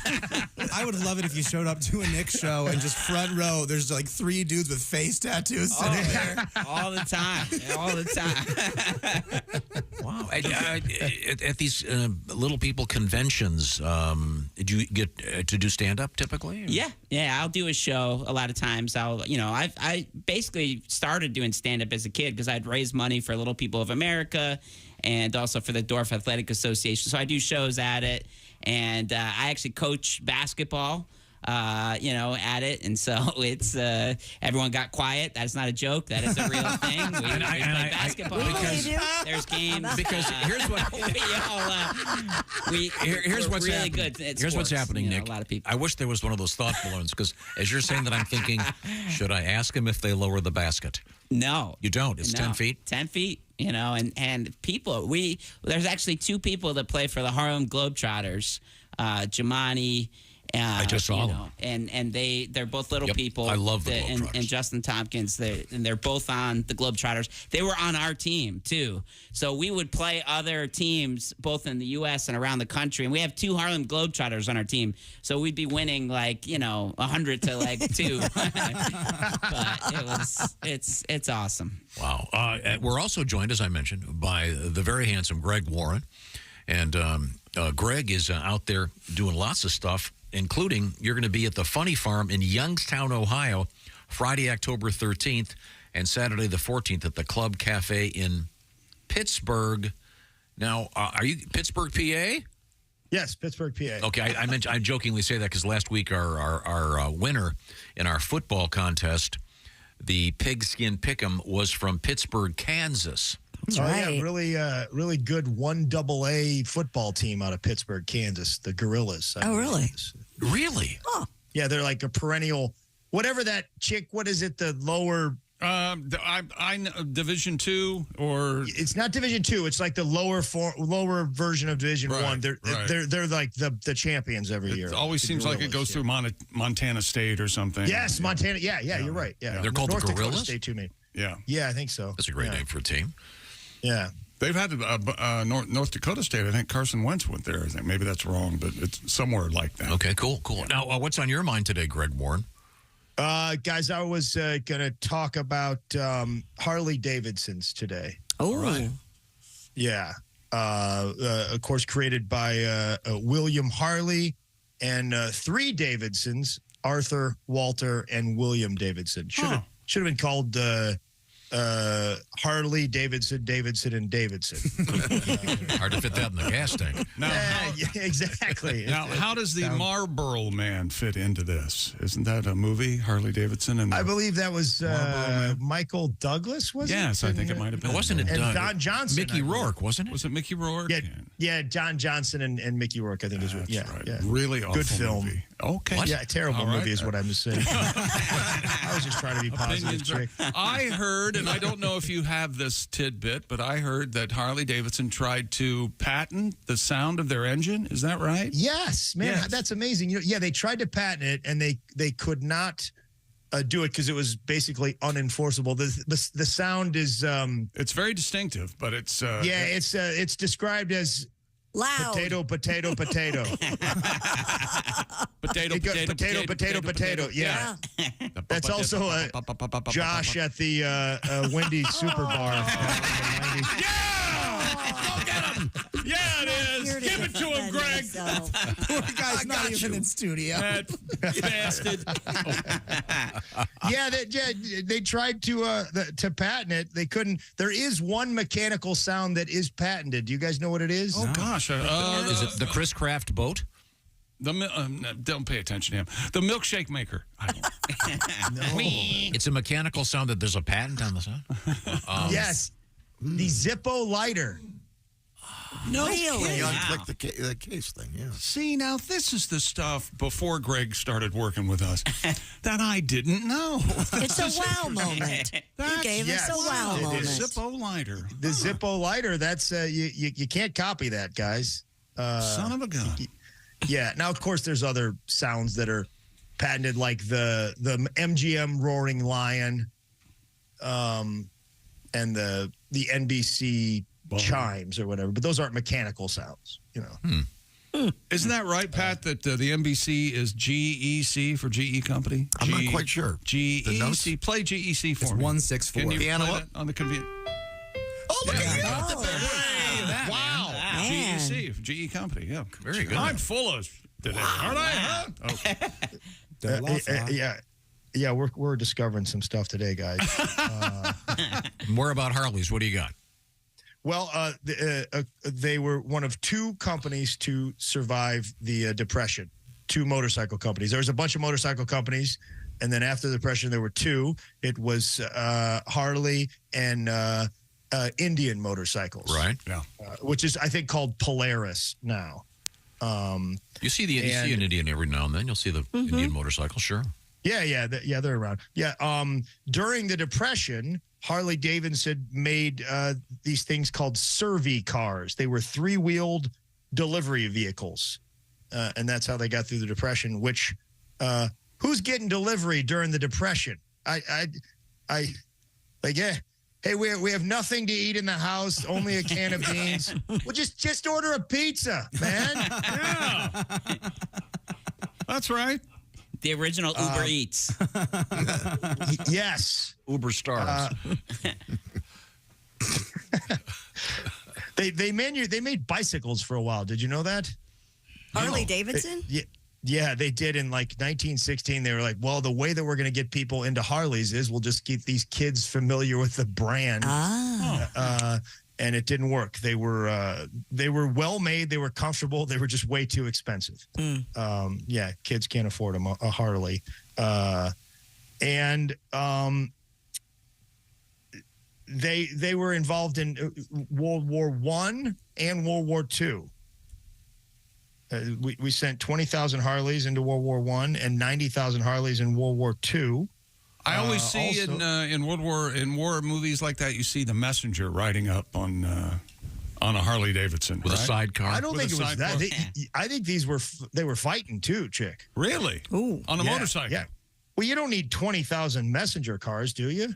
Well, there were a lot of messages. Yeah, you're right. You're right. There were quite a few messages. Well, the famous Steve McQueen jump. What kind of bike was that? I think that was a Triumph, wasn't it? I don't know. I don't know. Is that out there somewhere? I'm guessing. And Steve McQueen, did Steve McQueen, he really did it. Isn't that the He did? He did his legend? own stuff? I know he wanted to. Okay. I don't know if I know Evel Knievel, and I think we covered this in a previous report. Evel Knievel jumped over 14 Greyhound buses on a Harley-Davidson in 1975. He did. And then his son took over and beat the record, right? Robbie, yeah. The sadly the late Robbie Knievel. Yeah. Yeah. You know that Harley riders put bells on their on the bottom of the Harley. It's good luck. They are called guardian bells, spirit bells, gremlin bells, or the ever popular Roman Maroney, I see your bells in a sling bells. A tribute to Johnny Dangerously, everyone. Yes. Josh's dad thinks that guy should have won an Oscar that year. He's not wrong. Yeah, but the bells, they're for good luck, and you're not supposed to buy them yourself. They're better luck if somebody gives you those bells. Oh, cool. Which I just see some biker calling up another biker on Christmas Eve, like, hey, Snake, what do you say this year? I'll give you some bills and you give me some bills. That way we'll, trick the system a little bit. A lot of names for these different Harley-Davidson engines: flathead, knucklehead, panhead, shovelhead. These are all names my nephew calls me. Twin Cam, Revolution, Milwaukee 8, Revolution Max. Back in the 70s, Harley-Davidson were crap. Really, they were not made well. The company wasn't doing well, and AMF bought them. American Machine and Foundry. You know what AMF makes mostly? Bowling balls. Bowling equipment, exactly. They do, Christy. And they bought the company, and they figured out we really don't know a lot about motorcycles. They just start throwing motorcycles. Yeah. You know what, guys? It turns out motorcycles are more difficult to build than bowling balls. I think so. Hey, those bowling balls didn't have any motors on them. What's the deal with that? That's the key thing. Yes. That's the key thing. There's no shovelhead, panhead on those. And a bunch of Harley-Davidson ex-execs bought them back. And they still have a little bit of a reputation. Their reputation is still a little bit tarnished from the bowling ball era. Really? Huh. Yeah. That they're a little bit undependable, some people say. Clothing is 5% of Harley-Davidson's gross sales. I was going to say that because every Harley-Davidson shop has their own unique shirt, and a lot of guys buy a shirt every time they go to a Harley shop. Yeah, and it's like a lot of and there are legitimate outlaw biker gangs that are doing horrible things, and they're really tough people. They're probably protecting Nick too, but but a lot of these people, it's like, I get it, Tiny. You're a bad man, and you deal meth. But let's be honest, you all play dress up. You just do. Is that your bike out there? No. I see that you have Harley on your pants and jacket. Oh, that's another. Yeah, that's right, Nick.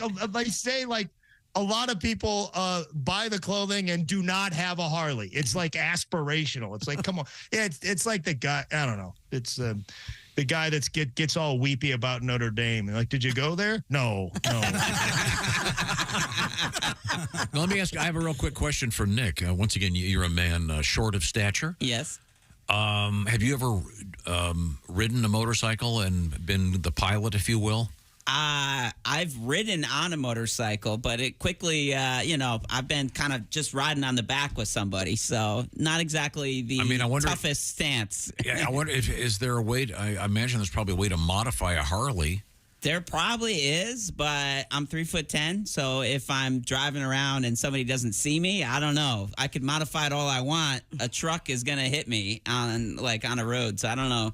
But I guarantee you now, there's gonna be about 6 Harleys pulled up to the studio. Right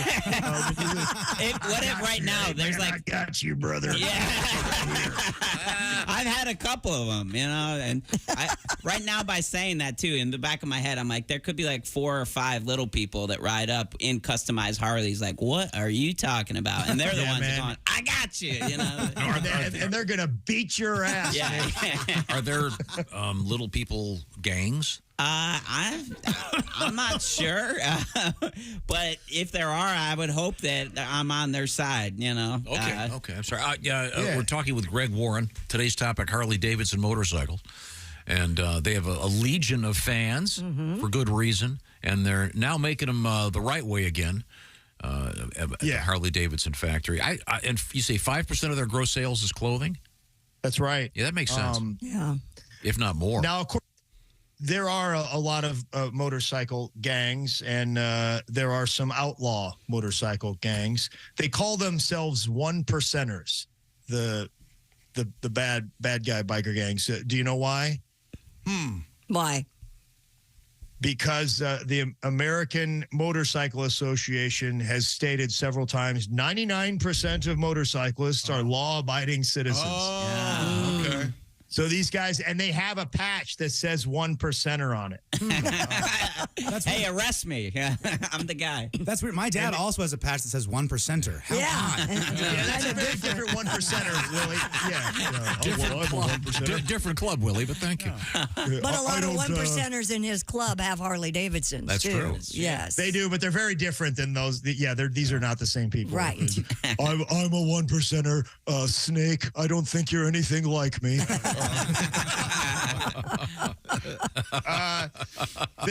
And you have to own, basically in most of these outlaw biker gangs, you have to own a Harley. You can get by sometimes with a Polaris/Indian motorcycle, like another American-made motorcycle, but you pretty much need to have a Harley. It's said here that, like, for Hell's Angels, you have to ride a Harley, and it needs to be your primary means of transportation. Oh. Which I was like, hey, Tiny, I know you got the Harley, but me and Tank saw you doing a meth deal in a minivan last night, so you got to ride it. You got to ride it. You can't just have it. You got to ride it, and you got to ride it for purpose. That can be problematic in the winter if you're in the Hells Angels of Nome, Alaska. I would think it'd be. I love that they could be out there just like at a charging station with like a Prius. Like, what happened?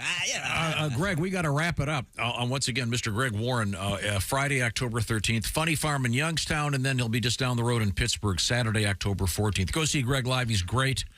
And he does a terrific job. And don't forget to check out his specials, The Salesman, and Where the Field Corn Grows. They're excellent. They're out there floating in the ether. Be sure to check them out. Thanks, Greg.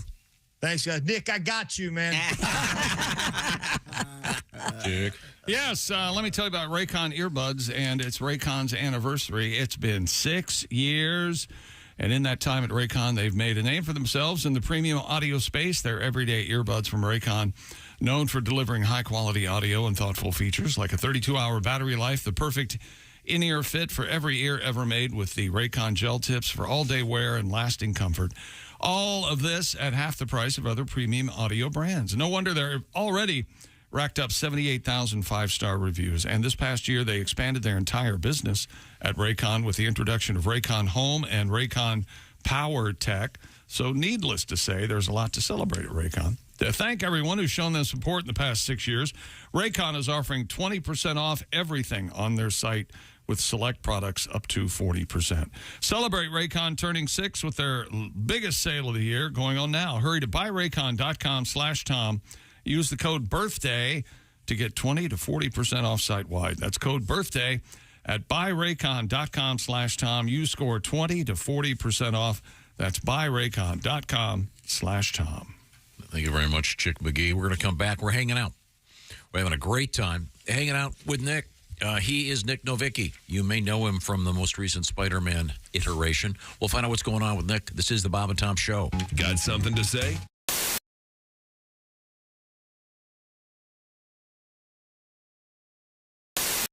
Parents, if you have kids and you have the minivan, make sure there's at least 2 TV screens in the back of that minivan, because God forbid your child might be forced to use their imagination for 20 minutes on the way to elementary school in order to keep them busy. I say much better.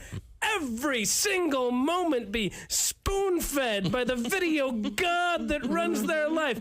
Gee, I wonder where ADD comes from. I can't possibly imagine. I mean, we kept the boy entertained 24 hours a day his entire childhood in front of a television with a remote control and a game console. All of a sudden, he can't pay attention. Oh, great Zeus. Why have you done this to our child? Please send down some of your pharmaceuticals as which to cure the lad.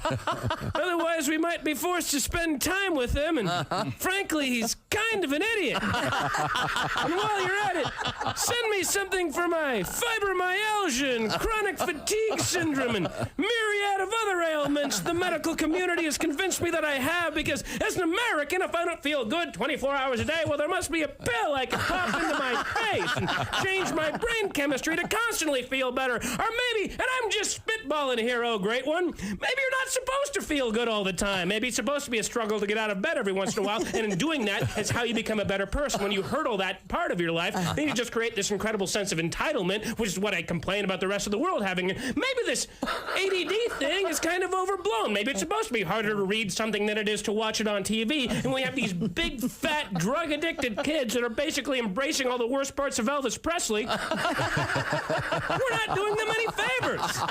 Maybe, oh great one, the rest of the world isn't the problem. Maybe it's me. Yeah. By the way, that bit is entitled Parenting Advice from a Guy That's Never Had Kids. Hey, it's Josh, and of course... Hi, Chick McGee, everybody. Your chance to win a Mini Max Big Green Egg for Bob and Tom at Big Green Egg. Each week, someone will win a Mini Max Big Green Egg. It's the Bob and Tom Show Pig Skin Pick'em, powered by the Big Green Egg. Go to bobandtom.com/contest on the computer. Is that where you go? Are we eligible?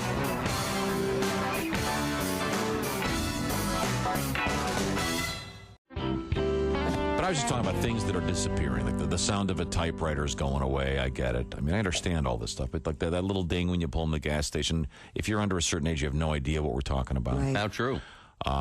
Just things. Remember when they used to give you all kinds of things when you got gasoline, like glasses? That's what Bill was talking about, yeah. Incredible stuff. Even albums and stuff like that. I mean, I guess if you went to school at a certain age, you wouldn't remember what albums were or certain things. I mean, I saw a list of those things the other day with people that have. They're all disappearing. Yeah. Customer service. Yeah. Totally gone. You know, I love customer service now is everybody can understand, but nobody can help you. Yeah. It's like, yeah, I understand, sir. Yes, I know. There's nothing we can do. That's just how. I was on a plane, and they had the intercom turned all the way up to like 10, and it's right above me, like blowing out my eardrum. Yep. Yeah. So I asked the stewardess, I go, is there any way you can turn it down? She's like, no, I'm sorry. There's nothing we can do. It's like, really? They installed an intercom at 10 without a volume? There's no volume. They're going to listen to it, and they're going to deal with it. That's how we're doing it on this airline. Yeah. Right. And I hate flying. I hate flying like Nigerians hate spam filters. You know what I'm saying? There's a...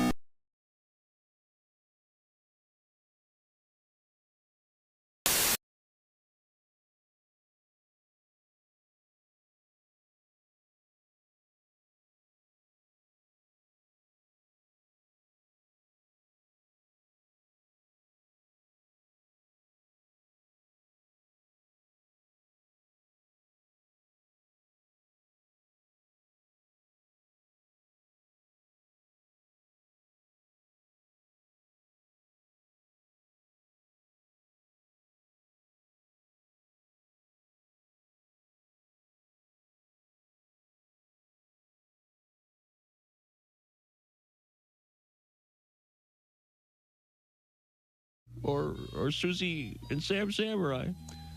No, neither. Her legs. You're listening to Bob and Tom Radio. 24/7. 24/7. 24/7. Tommy and I actually met in Ireland at the Cat Laughs Festival. Really? We've known each other for a very some long time, huh? Yes. Back in the day. Do you go to Ireland a lot? I do. Well, my family is actually from Kilkenny, and then they happened to put a festival right in the town, which was highly convenient for me to still go back and visit my... You actually see relatives. I do. But like the last time I went, my brother and I got there. My brother and sister went with me, and we went out drinking. We weren't drunk, but we had drank a lot of Guinness, and for whatever reason, I kept seeing a lot of dwarves. I'm not. You weren't drunk. Yeah. And I said to my aunt who lives in the town, I said, "Hey, is there an inordinate amount of dwarves in this town?" And she goes, "Well, Kathleen, I suppose it would depend on your definition of inordinate." I was like, "Wow, 38? I don't know a lot."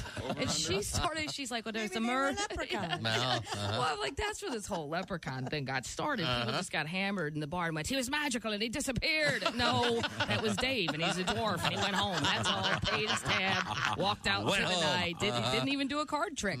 Nothing. Just went home. Morning, Bob and Tom Show. Hey, boys, this is the Pope. Hey, your pontiffness, how are you? Can you guys hear me okay? Yeah. I'm on a Pope phone in the Pope mobile. We were talking about road rage. Well, you just got to learn how to calm it down. Uh-huh. Take it easy. We all are brothers out here. Yeah, that's right. Hey, idiot, it's the one on the right. You step on it. Wow, even the Pope. That's the trick is to just to kick back and relax, maybe Sure. pick up some tunes or whatever. Well, you're a very... Hey, Grandma, it's a green. Hey, the horn blows. How about the driver? This is my details coming up. Hey, welcome back to the Bob and Tom Show. Christy Lee over there at the news desk. Hello. There's Pat Godwin in the performance room. Hey, Chick. There's Willie Griswold. What's up, man? Ace Cosby. Hey. I'm Chick McGee. Here's Tom Griswold with our very special guest. Thank you very much. We're hanging out with comedian Nick Novicki.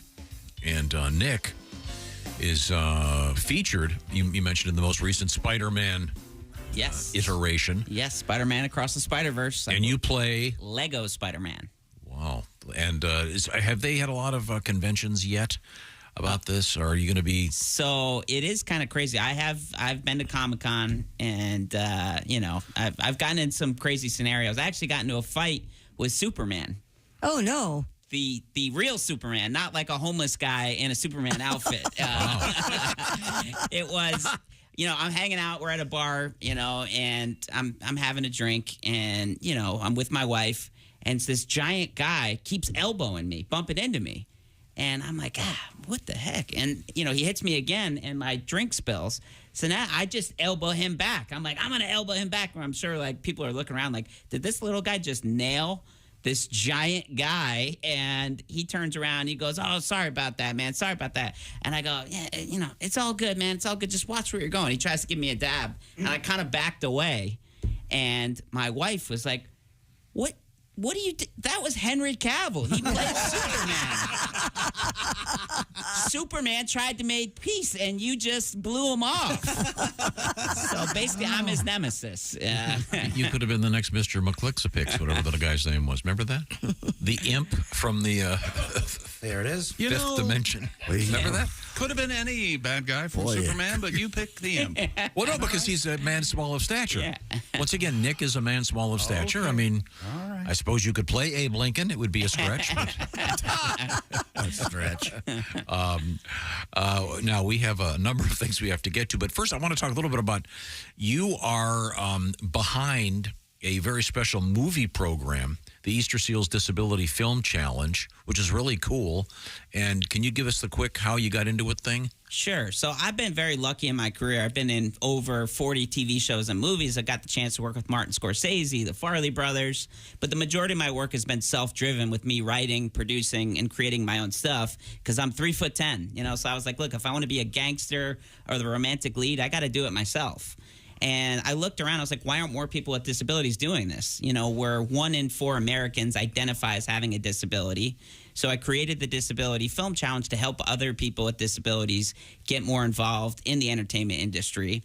And it's grown dramatically. I partnered with Easter Seals Southern California.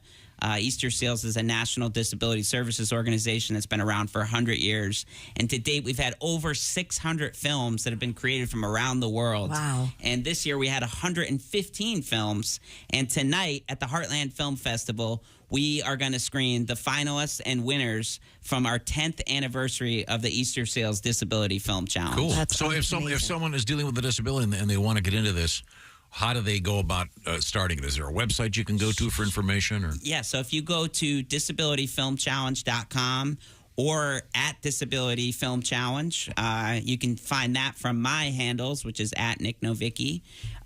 You can learn about how you get involved. So you have to register. We'll open registrations in January. And then what it is a 5-day filmmaking competition. So each year there's a different genre. This year the genre was romance because we wanted to really show cool different examples of how disability can come and the comedy involved in it and just all the different authentic representation, because that's really what this is about. We've had people of all different disabilities beyond little people with invisible disabilities, whether it's Down syndrome or autism or you're blind or you're deaf. It's us telling our stories and being able to, make things funny, but from a different point of view that hasn't been seen. Yeah, from your point of view. Yeah, from our point of view. It's awesome. And once again, you mentioned you're 3'10". 3'10". Very handsome man, by the way. As I said, if John Lennon were 3'10", you'd look a lot like him. And not to offend, I just, out of curiosity, is there a sort of a landing spot when it comes to clothing that is, because obviously you don't want to be wearing garanimals around. I mean, you want to be adult, small. No. So, I'll be honest. It's awesome. I get to shop for kids' clothes. I'm a boys large. So if anyone wants to send me some clothes, I'm a cheap date. But also, it has been amazing because I tour all over the world. And now I've done USO tours and all these different things. And so in other countries, I get suits made. So I have all kinds of custom clothes. And, Hell yeah. So, I get also anytime I'm in a TV or a movie and they're doing wardrobe fitted for me, I'm like, you are not going to let somebody else use this. There is nobody else that is going to take this. So I want it. So I get all these outfits. So, my wardrobe, my wife is getting pretty mad that the closet is almost getting bigger than her side. I mean, I was just wondering if there was like a go-to store designed, for and about folks that are small of stature. There are actually little people designers. And so. Of course. I just wondering if there was like a name brand that. There isn't, but I just get, Zara Kids.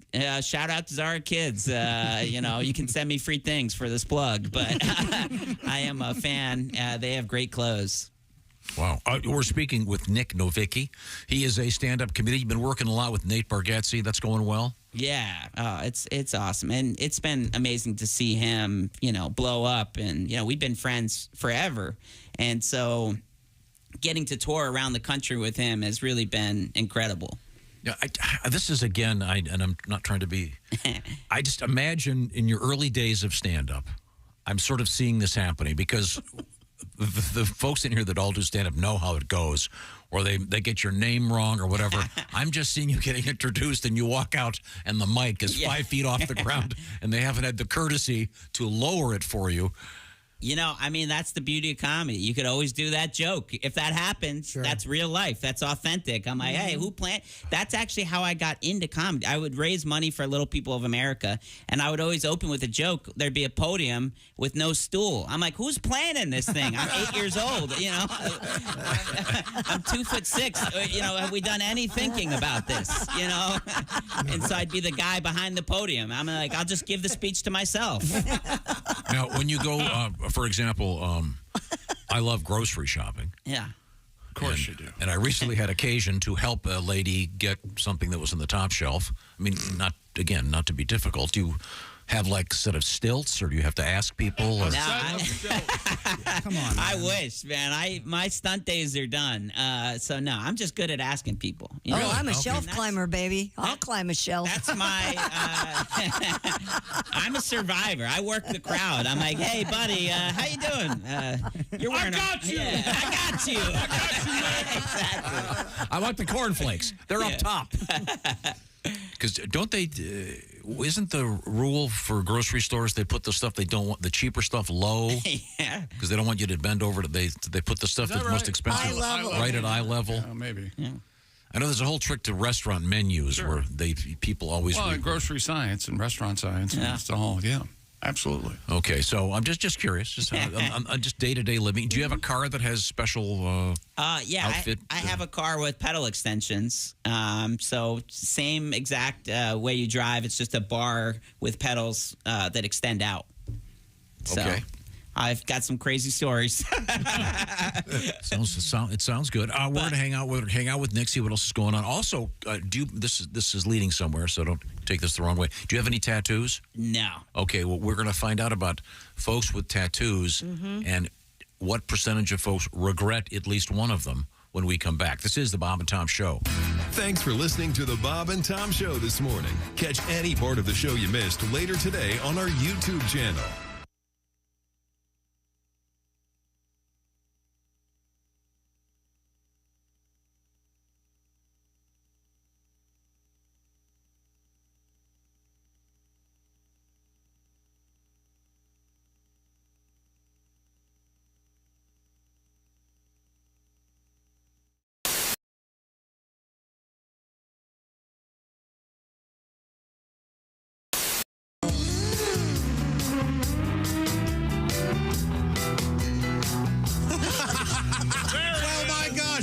is. Is it who I think it is? I think it is. There you go. Looks to me like he's wearing a bright orange. Wait a minute. Ladies and Suit gentlemen. coat. He can't hear me yet. Put your headphones on, you giant jerk. Looks to be the one and only Dick Mango! Mango! Ladies and gentlemen, my name is Dick Mango. So good to see you. Just get in the groove here. Yeah, oh yeah. Yeah, we can tell. Oh, yeah, baby.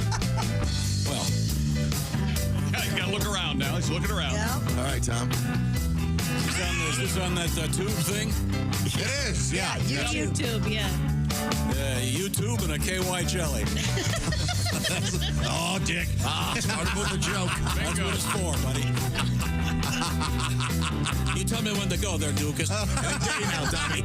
Dukas. Here we go. I was working in the lab late one night when my eyes beheld an eerie sight. For my monster got up from his slab and rose, and suddenly, to my surprise, He did the mash, he did the monster mash. the monster mash. It was a graveyard smash. He did the mash, It caught on in a flash. the monster mash. He did the monster mash. From my laboratory in the castle east to the master bedroom where the vampires feast, the ghouls all came from their humble abodes to get a jolt from my electrodes. They did the mash, They did the monster mash. the monster mash. It was a graveyard smash. They did the mash, It caught on in a flash. they did the mash. They did the monster mash. The zombies were having fun. The party had just begun. The guests included Wolfman, Dracula, and his son. The scene was rocking. We were digging the sounds. Igor on chains, backed by his baying hounds. The coffin bangers were about to arrive with their vocal group, the Crypt Kicker 5. They played the monster mash. They played the mash, It was a graveyard smash. It caught on in a flash.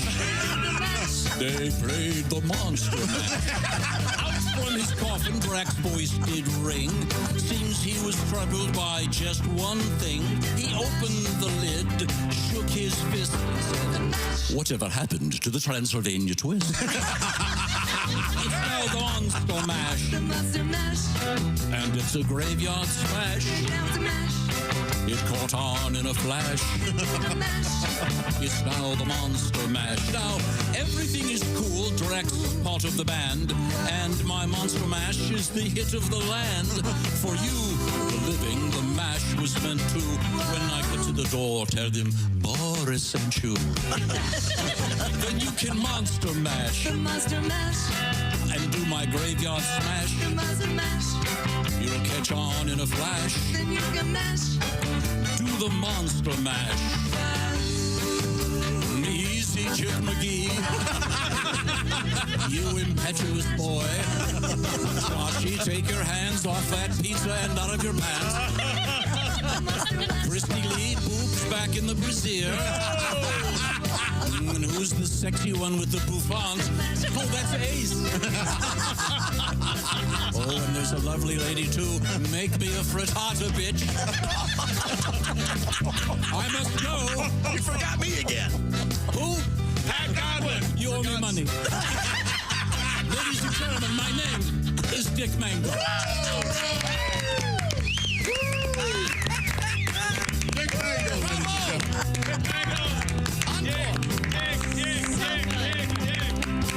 Happy Halloween. Thank you.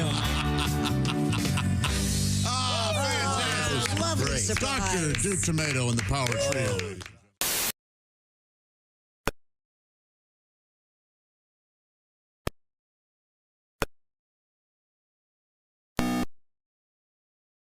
Gas bomb. Oh yeah, I said life goes on. Long after Michelle, Tony, and Edgar are gone. Little ditty about Jack Bauer's playing.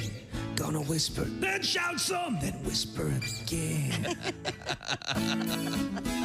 Curtis, where are you? Tell me about Mr. Cooper. Tell me about Mr. Cooper. Get in the chopper now. I said I wanted a cheeseburger.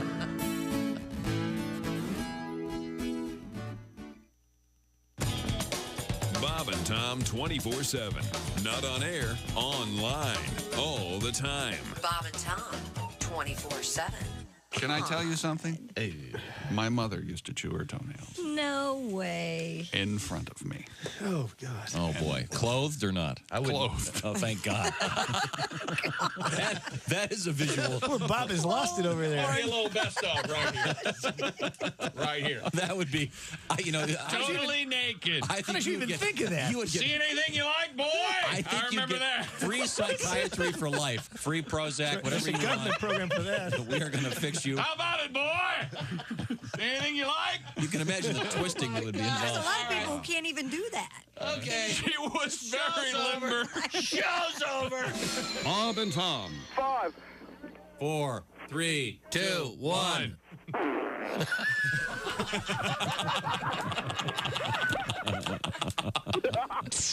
Help you out. Welcome back to the Bob and Tom Show News Desk. It's Christy Lee. Yo. There's Pat Godwin in the performance room. Hi, Chick. My gosh, it's Godwin. There's Willie Griswold. Good morning. Ace Cosby's here. Hey. I'm Chick McGee, and here's Tom Griswold. Thank you very much. Nick Novicki is our guest. Nick, most recently, Lego Spider-Man. That's right. And Nick is a distinguished veteran stand-up comedian. You are 3'10". I am 3'10". But you stand tall in the world of comedy. Yes. And even though you do, at this point in the show, I want to point something out. As I often say, even Tiger Woods at the height of his career would have golf lessons. You know, someone would help him with his stroke. It's nothing. As good of a comedian as you are, it's time now for you to get a little bit of schooling. And that's where this aspect of our program kicks in. Who's that sexy melody voice? It's Cosby. Here he is with his joke of the day. Hey, Chick. Hey, what? You know, Halloween fast approaching. Why did Dracula get glasses? With Halloween coming up, Tom, why do you think Dracula got glasses? I don't know, Ace. Well, he's blind as a bat. That was Ace Cosby's joke of the day. See, now, this has never happened before. That one kind of made me sad. Poor Dracula. Brought you down a little bit. Yeah, bummed me out. Oh, right. Well, Well, Halloween's going to be big this year, huh, Tom? that's what I say. It's going to be bigger and better than ever. And again, once again, Nick, a man small of stature. And since this is radio, I kind of have to keep repeating that. Yeah. Is Halloween disliked by those in the little people community? Nah, I think. Or is it just. It's that's the one kind of challenge I would, if you're in a full costume and you're 3'10", you can be recognized as possibly a kid, so that has happened. I've been in that scenario where I was like, just in a full costume. And I was like, all right, from now on, I'm going to show my face as well. But no, I love Halloween. My daughter, too, she's 2 years old. She's so excited. So we're, good. Does she have her costume picked out? Yeah, she's going to be Little Mermaid, Ariel. I mean, you could trick or treat with her. I will. I want the candy. Once again, this is a preemptive apology. He can't help himself, Nick. We don't know what to do. He really can't. Carry a beer really freak people out. Hilarious. We have Christy Lee at the news desk, and I asked you earlier if you had any tattoos. And as we review the room, I do not, Ace does not, Chick McGee has several. I think people that have tattoos are filthy individuals. You have several. I have 9, yes. Willie has a number of tattoos. I have 3. Okay, that would, and then Christy Lee 0. Right, Pat? Pat, unfortunately, you have one you've been trying to get rid of. 2, cover up and a Celtic knot. Okay, and I know Mr. Oskay in the next room He has is one or two, doesn't he? yeah, I think he got one. Hey Jeff, can you run in here for a second? He has a I know one. I think he got like when he turned 18 or something. I think it was kind of one of those. But He might be one of the people in our story, actually. Well, Pat, though, to be fair, the Celtic knot, if you're from Philly and you're Irish, don't you just get that on your 16th birthday? 14th. Yeah. We're joined by comedian and staff member Jeff Oskey. Jeffrey, what was your tattoo again? You have to turn your mic on the board there, buddy. Here, I'll do it for you. Channel 1? Nope. Button? You get her. There you go. Over there. Press that. Oh, there we go. You're louder. Boy, it's going to start happening now. It's going to be a great Halloween. Here we go. I have multiple tattoos on the back of my neck. I have my astrological sign. Nice. Because apparently at one time I was a teen unwed mother of 3. And then on my left shoulder, I have a happy face and half a skull smoking a joint. And I got that for the same reason I voted for Hillary, to piss off my dad. Both worked amazingly. Now, I kind of asking people awkward questions is something I specialize in. Yes. And I will often That's ask, a nice spin you're putting on that. I will often ask people about their tattoos. Mm-hmm. Oh, like what Strangers. does it mean? Or Sure. Yeah. Strangers. He hasn't met a barista that he can't make feel weird. Okay. Or a server. Right. Because sometimes they're interesting. There was a guy, I was in line at the cafeteria, and the guy in front of me had one of those price codes tattooed in the back of his neck. Mm-hmm. A barcode. Yes. Whatever you call it. Yeah, barcode. And I thought, what? That's weird. So I just said to him, hey, what is that? And it was his brand of cigarettes. And he said it was so well done, it actually worked. If you scanned it, it would give the brand. So that was kind of cool. Classic. Unusual. But Did it lock in a price? Yeah, it was the old price, probably. Right? Yeah, well, he's lucky. Yeah. It doesn't work since the skin tags came in. Yeah. Every now and then it'll be a nickel off. It's fine. You just paid for watermelons. I was at a convenience store with a guy in front of me who was shirtless, which is ironic because it said no shirts, no shirts. No service, yeah. He had a bunch, and across his back, and I don't know if he was being funny or not, but it said can't ever loose in gigantic letters. LOOSE? Yes. And I was like, based on the other tattoos, I'm just going to let it slide. I'm not going to ask him. I'm going to go out on a limb here. That guy might be a looser. I don't know. He might be. But now, Christy, read the story that I'm... Yeah, a new study out there finds a quarter of people surveyed regret at least one of their tattoos. The ratio is based off results from a large-scale questionnaire from laseraway.com. Well, of course, which also found that tattooed Americans are more likely to regret the placement or size of their tattoo rather than the imagery itself. Women are more likely than men to regret at least one of their tattoos. Nearly 1 in 10 tatted Americans admit to instantly regretting a tattoo once it was on their body. 1 in 25 people say they regretted getting someone's name tattooed on them. We've always said that. I would think that would be a much higher number. Yeah. Pat, you want to take this? Yeah, that's what happened with me. And now, Pat, you had an overlay put on it, right? I think a cover-up it's called. Yeah, it looks like the bat signal. It's disgusting. It looks like kind of a squished bat. It's not really a good bat It's not signal. bad. Yeah, my ex-girlfriend put my name on her ankle, Patrick, and then I was sort of forced to. I got all liquored up on a Saturday and did it. Do you think that she still has that on her leg? I bet not. No. I mean, she covered that up. Yeah. She's married now. She put Neil before it and Harris after. So now it's just a Neil Patrick Harris tattoo.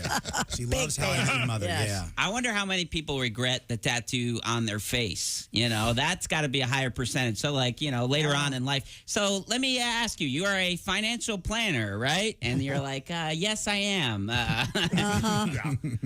The spots people most regret getting tattooed actually were the upper arms, lower arms, and the lower legs. I don't think very many people have them on their face, though, so it's probably not a good representation. I'm seeing more and more. Are you really? Yeah, absolutely. Oh yeah. Wow, one and in then six. a lot of the neck. What's the guy, the soccer guy, David Beckham? Yeah. He has that whole Post Malone's got wacky ones. Next thing. I've been he does wanting that a face tattoo lately. Really? Oh, yeah. What are you going to get? Maybe like a little triangle or, I don't know, something. No, triangle like the top of it right here in the middle of your forehead, down across your cheeks, and then Mike across Tyson. your mouth. Yeah. That'd be badass. A little smaller. Oh, 1 in 6 people say they regret their tattoos now that they're older, and 1 in 5 say they choose to cover their tattoos while at work. Now, we met, Pat and I, in Louisville. Remember we met that... Yeah, that woman who removes tattoos. Tattoo removal, which apparently involves a laser, and it can be kind of painful. Our staff member who got you your ice maker, Jess Hooker, she has some tattoos being removed, and see, it's very, very painful.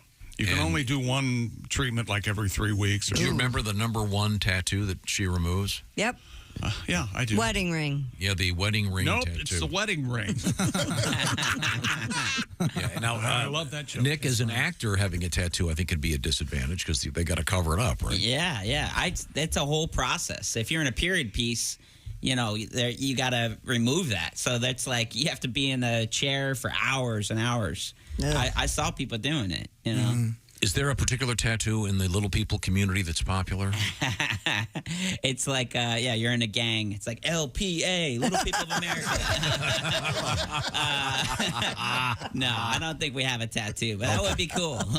I was just curious. Do you read that last paragraph of this? This is Writing really for Psychology Today, Dr. Bence Naney suggests the brain convinces itself that a tattoo is amazing, even if one's aesthetic preferences have shifted from what they once were. In other words, if you have a tattoo you don't like, your brain kind of convinces you, it looks great. It's still really cool. Coming up, we have what in the news, Christy Lee? Coming up, we have Cowboy Boot Crocs. I'm sure everybody's waiting to buy those. Say no. We have an interesting thief story. Only the left shoes have been stolen. We'll find out about that. By the way, do you think there should be a 3-day waiting period for tattoos? Like you come in, you tell them what you want, and they say, okay, here, we want you to go think about that for 3 days. There's actually, and I'm not making this up, I watch a tattoo person, and that's one of the things. If they don't want to do it, they'll make you leave and come back in 24 hours. Exactly, and then if you still want to put that on your face, then they'll do it. But the reputable ones will make you think about it. Now, is the Asian language, what calligraphy, et cetera, is that still a big thing, or is that past? I have not seen anything. That was huge for a while. That was your 80s deal. Yeah, is the barbed wire arm thing still happening? No, Pam Anderson's movie is way past. Okay. Well, I'll tell you what is happening. The fall is happening, and so is HelloFresh. HelloFresh is America's #1 meal kit. HelloFresh knows how busy you are in the fall. That's why they've got a bunch of great stuff, including these quick and easy options. 15-minute meals in many cases, sometimes less. They do the shopping. They do the measuring. You just put it together. Lots of fall flavors out there, more than 40 recipes each week to choose from. They, of course, have done the shopping. They send you the food. They've done the measuring, and they give you the cards that tell you how to put it together. What do you got over there, Willie? Y'all check out the sheet pan Dijon onion crunch chicken with garlic beans and garlic bread. HelloFresh sends you 7 ingredients. Put those together in 4 easy steps. In just over a half hour, you have this delicious chicken dinner you made at home with help from HelloFresh. HelloFresh is cheaper than grocery shopping, 25% less expensive than takeout, plus a lot less food waste. You're going to love it. So are your kids. So is the family. It's a great way to learn how to cook, by the way. Join America's #1 meal kit today. 50% off plus free shipping with the code 50BT-SHOW. That's HelloFresh.com/50BT-SHOW. HelloFresh.com/50BT-SHOW. Coming up, we're hanging out with comedian Nick Novicki. This is the Bob and Tom Show. Morning.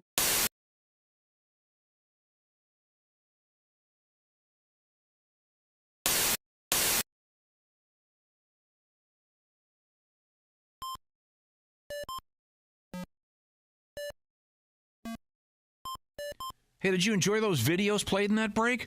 Check out the Bob and Tom YouTube playlist for more great stuff.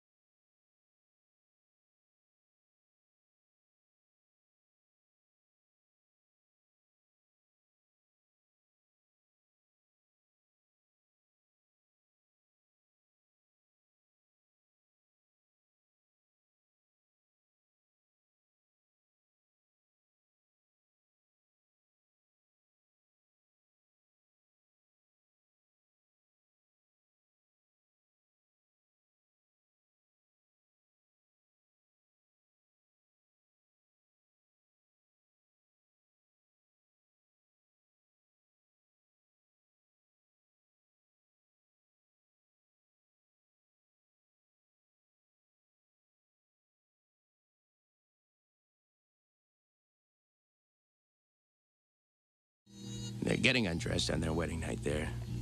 Murray Whiskey drops his trousers, throws them over to his new little bride. Says, put those on. She looks at him incredulously. He says, go ahead, put them on. She puts on the trousers. She says, they're too big. I can't wear these. Murray Whiskey says, that's right. Remember that. I wear the pants in this family. Don't you ever forget that. She says, fine. She takes off her panties. She throws them over to Murray Whiskey. She says, you put those on. He tries. She says, you made me do it. You've got to do it. He says, okay. So he tries to get them on. Can't do it. He says, I can't even get these past my thighs. He says, I can't get into these panties. She says, yeah, and until you change your attitude, you're not going to either, partner. A true tale from the Old West. That concludes another exciting episode. Murray Whiskey, Frontier Pyromaniac over here. Hey, welcome back to the Bob and Tom Show. Christy Lee at the news desk. Yo. There's Pat Godwin in the performance room. Hey, Chick. There's Willie Griswold. Hey, man. There's Ace Cosby. Howdy. I'm Chick McGee, and here's Tom Griswold. They were on Chick McGee. Wow, nice of you to join We have comedian True professional. Nick Novicki is here with us.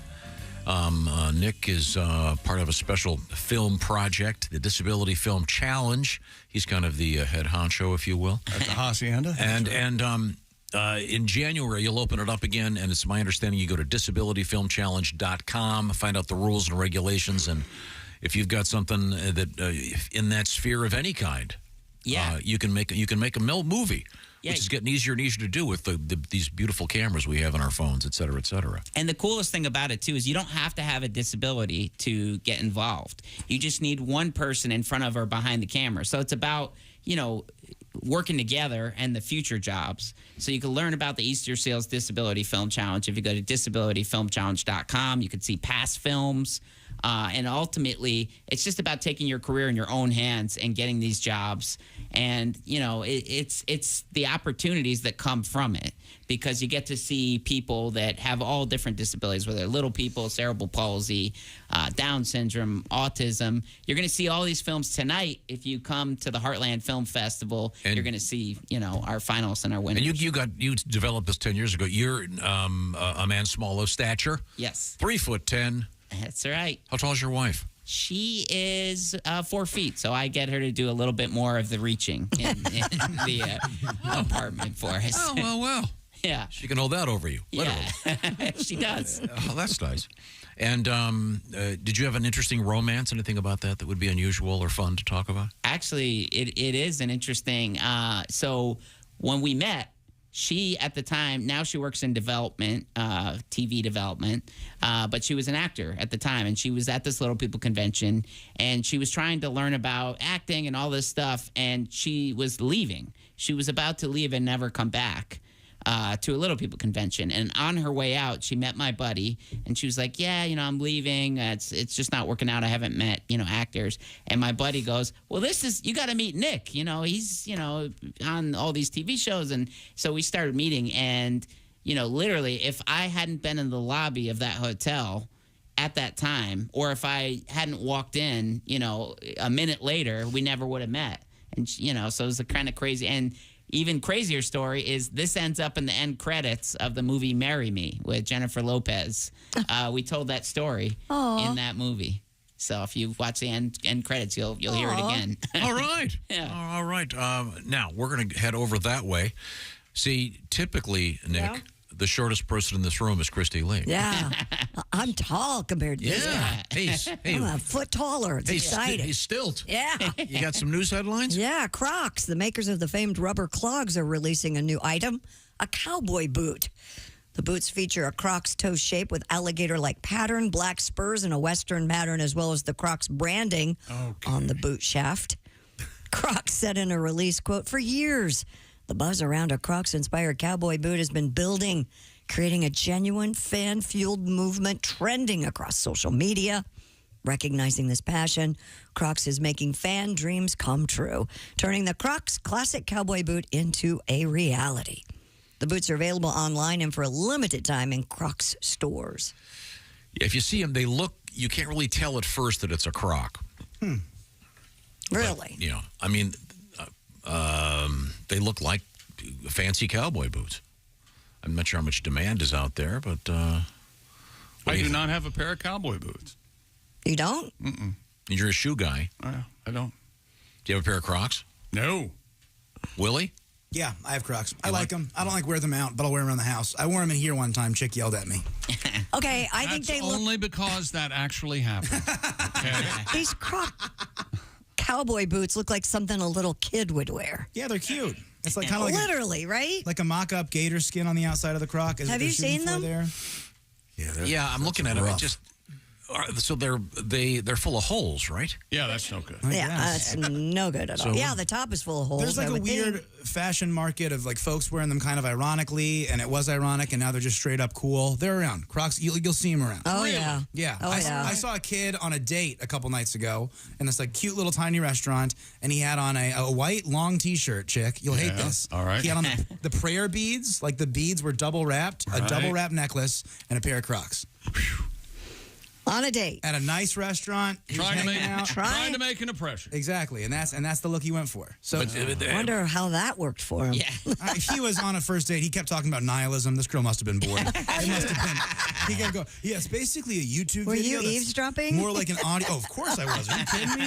Me and my buddy Colin are coming out. Colin's getting bored. Now I'm listening to this date. I'm getting interested. You couldn't wear these cowboy boot Crocs on a ranch. No, your feet would get wet. Well, not just wet. You'd be getting the cow poop in your Yeah, toes. you don't want that. You don't want it squishy between your toes. I'd imagine this will be like girls at like Coachella or like a Lollapalooza. Oh, would be yeah, wearing with a this kind of short thing. mini skirt. Exactly. And yeah. Although I feel like if your feet really smell, this may be a good little, you get a little little air air, hole, make it make it a little better. If your ranch is a condiment, these are the boots for you. Which leads to another shoe story, chick. Pay close attention. Oh, about the theft? Yeah, this is serious business. Police in Nebraska say thieves stole $20,000 worth of shoes from a vintage store. Left foot shoes. KOLN. Colon TV? I knew That's that no was- good. Reports Lincoln police officers responded to a store called Exclusive Hype on a report of a shattered window. Should it be? Surveillance footage shows 3 people entering the store, making off with shoes that were on display as well as apparel. Officials noted that the trio made off with only left shoes, as the right shoes were stored in another room of the building. Authorities are asking anyone with information about the theft to contact the Lincoln Police I Department. think they do that on purpose. So for this very reason. People They won't don't- steal them. Yeah, you don't steal a pair. You just So they're crazy expensive. go on eBay and hey, missing your right leg. Half price. We got. Are you half off? Well, so are these shoes. Patty G, I see Patty G. You're making some noise in there. Yeah, little Nancy Sinatra, cowboy boot Crocs, if I remember the bass part. Yep, got it. Here we go. Woo! you're doing great. Some people don't mind their shoes are ugly. But now Crocs have a cowboy boot, they confess. If you're wearing them out on the range on a big old horsey, John Wayne will say, hey there, fancy vests. These Crocs are made for talking about. Now we're yakking about their boots. They got spurs on the heels, and they look stupid in a bathing suit. Here we go, all the way down. Ba, boop, ba, ba, da, da, da, da, da, da, da. Nice. Hey there, fancy vests. Yeah. And John Wayne really said that, didn't he? Did he really? Chip does that the Yeah, best. in one of the Rio Lobos or Rio Bravo or one of those movies. Hey there, fancy. They try to get the drop on him when he goes out to talk to some folks. Hey there, fancy. Go ahead and pull that shotgun, but I tell you what. John Wayne killed people. It was awful. Well, those are movies. Oh, yeah, it was a movie. Okay. Now, Speaking of shoes, we're not done. We have one more shoe story. We do. Archaeologists have discovered a 2,000-year-old child's shoe with its laces still intact. According to the German Mining Museum, the leather shoe is excavated in Nuremberg, Austria, where rock salt mining took place from early as the Iron Age. The shoe was well preserved with its linen of flax laces intact thanks to the area's salt deposits. What if they keep examining it and they find out there's a swoosh on the side of it? There's your Planet of the Apes Part 6 or whatever. How about that? How old is it? It's 2,000 years old, and the museum said finding a child's shoe is always something special because it shows that children were present underground. Why is that special? That's horrifying. Yeah. Well, they were working probably, right? No. Yeah, that makes it even more horrifying. They're kids. Well, those were different times, as they say. Yeah, yeah. That's right. When are you damn kids going to get off your ass? Let's go. He's got to retire from the mines this year. He's 14. He's too old now. Can't do it no more. He's washed up. No Velcro? No Velcro. Yes, as Josh said, I think it was. The guy who invented Velcro shoes had to think that's the end of laces. I am a millionaire. No one's ever going to have tie shoes again. Yeah. You don't really see Velcro shoes for adults anymore, do you? Well, retirement communities, I think. Yeah. I have a pair. There you go. That makes sense. Yeah, that checks out. Okay. That's on brand. Ace, does the Velcro shoes you have, do they light up as well when you step on the ground?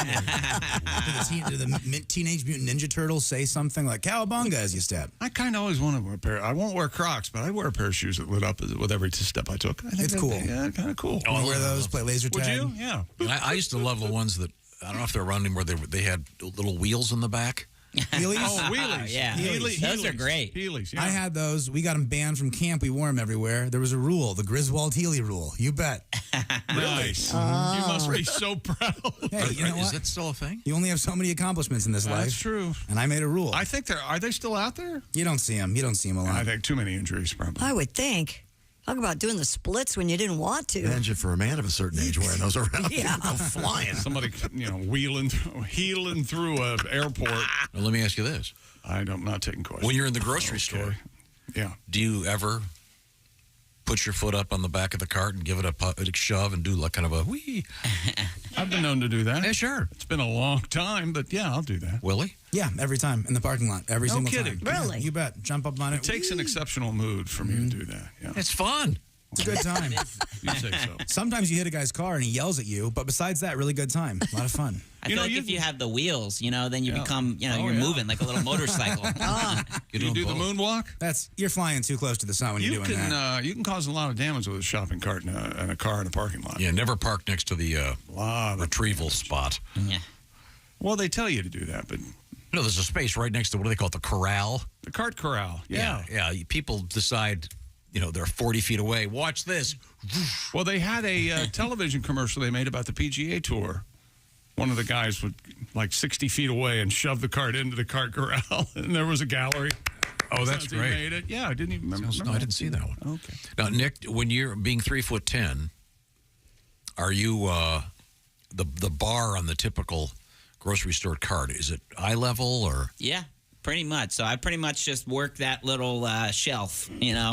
That's I don't throw anything in the bottom. It's like we're going to.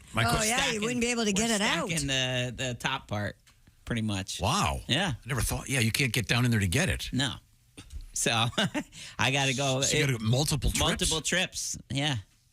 It keeps me in shape. I can't get too much. I go, Well, they have the little carts where you could put stuff in the bottom. No. I can bring whatever I want, and I work the room. I'm like, hey, buddy, how you doing? You mind grabbing that? I'd help you out. I'd shop with you, Nick. Yeah, no, it's not that I'd be a lot of help. That'd be fun. It'd be fun. Christy Lee at the news desk. What else have you got? A black bear was spotted on board a luxury boat at a Florida yacht club. Captain Todd Dillman, the owner of a towboat on Marco Island, was cruising by the Naples Sailing and Yacht Club in his boat when he spotted the bear walking around the deck on a 50-foot catamaran. You seen this? I have not seen this. It's amazing. Dillman, who captured video of the unusual sight, told the Naples Daily News the animal swam across the harbor before getting onto the boat. He told WESH-TV. WESH TV. We wish that we had an eye. No. Wait a minute.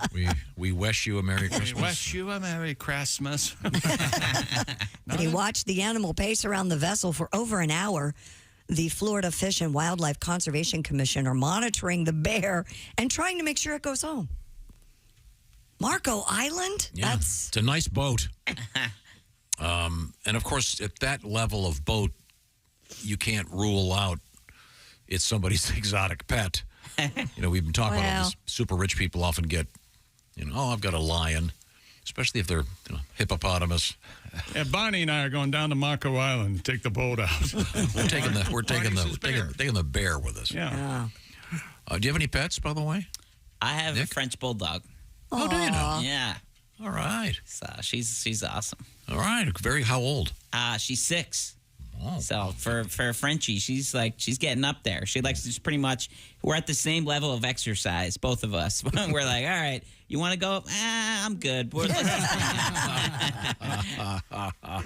And once again, I want to say real quick, coming up in January, you're going to kick in again with the Disability Film Challenge.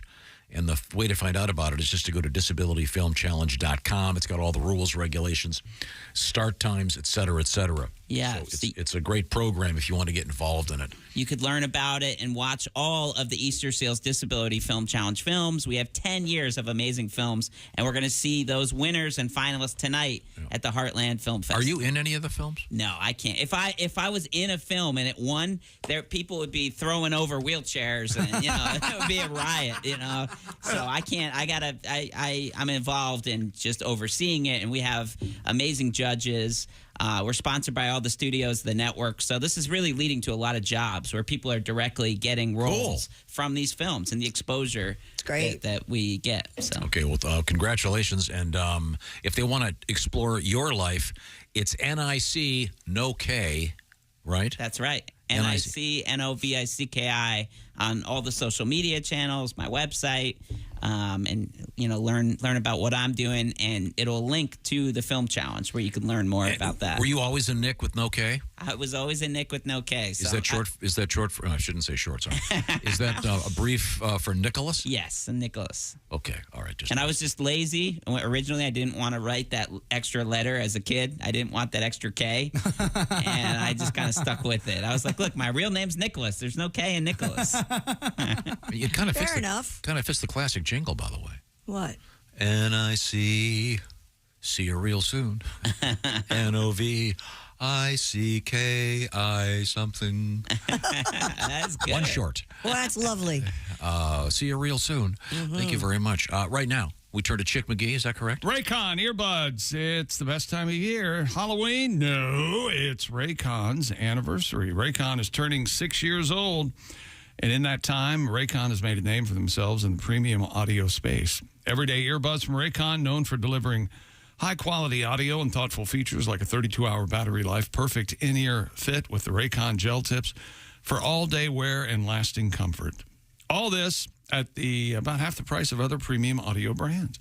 No wonder they've already racked up 78,000 five-star reviews. And this past year, they expanded their business with the introduction of Raycon Home and Raycon Power Tech. To thank everyone who's shown them support in the past 6 years, Raycon is offering 20% off everything on their site and select products up to 40% off. Celebrate Raycon turning 6 with their biggest sale of the year going on now. Hurry to buyraycon.com/Tom and use the code BIRTHDAY to get 20 to 40% off site-wide. That's code BIRTHDAY at buyraycon.com/Tom. You can score 20 to 40% off. That's buyraycon.com/Tom. Thank you very much, Chick McGee. Coming up today in history, this is the Bob and Tom Show. Hey, thanks for listening to the Bob and Tom Show.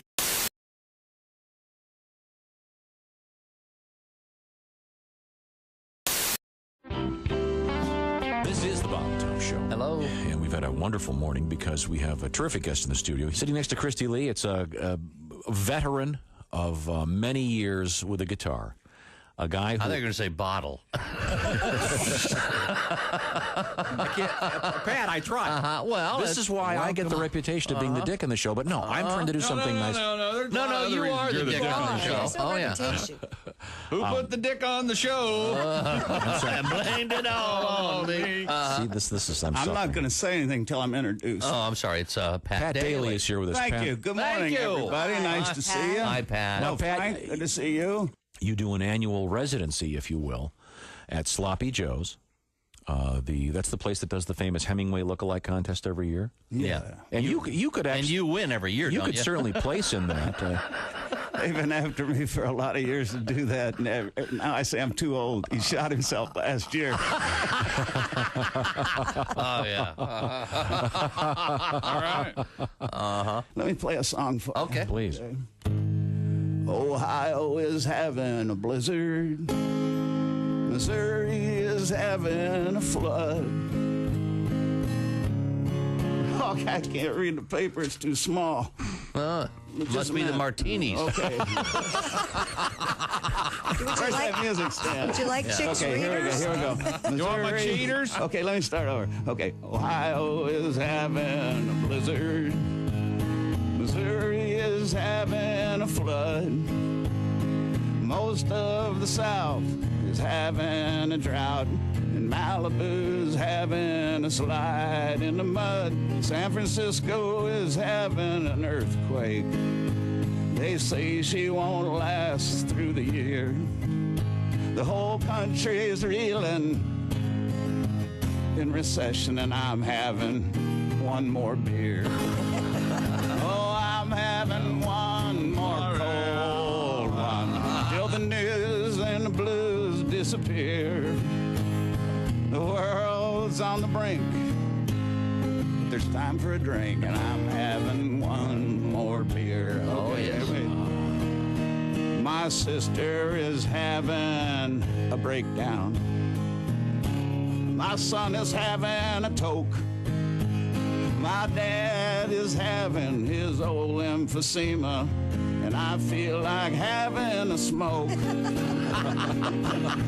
My buddy is having a sexual crisis. He's smiling at me kind of queer. Uh-oh.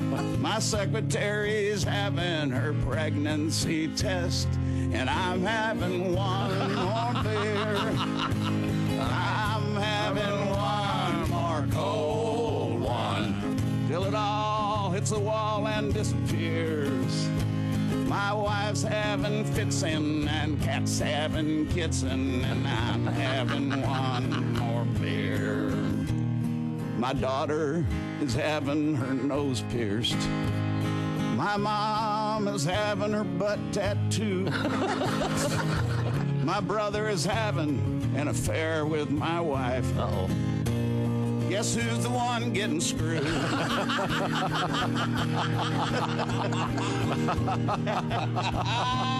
So if you're having heart palpitations about the way things are heading around here, just give that waitress a pat and tell her that I'm having one more beer. Yeah, geez, I'm gonna have to practice that one. I love that song. I couldn't read my words. That's all right. I don't know why. I gotta get them up this close now. Stick around. This is the Bob and Tom Show. Hey, it's Josh, and of course, Hi, Chick McGee, everybody. Your chance to win a Mini Max Big Green Egg for Bob and Tom at Big Green Egg. Each week, someone will win a Mini Max Big Green Egg. it's the Bob and Tom Show Pig Skin Pick'em, powered by the Big Green Egg. Go to bobandtom.com/contest on the computer. Is that where you go? Are we eligible?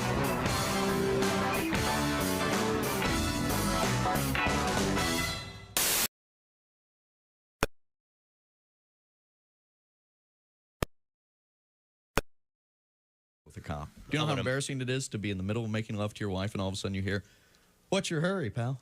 Do you know why I stopped you? Do you know how fast you were going?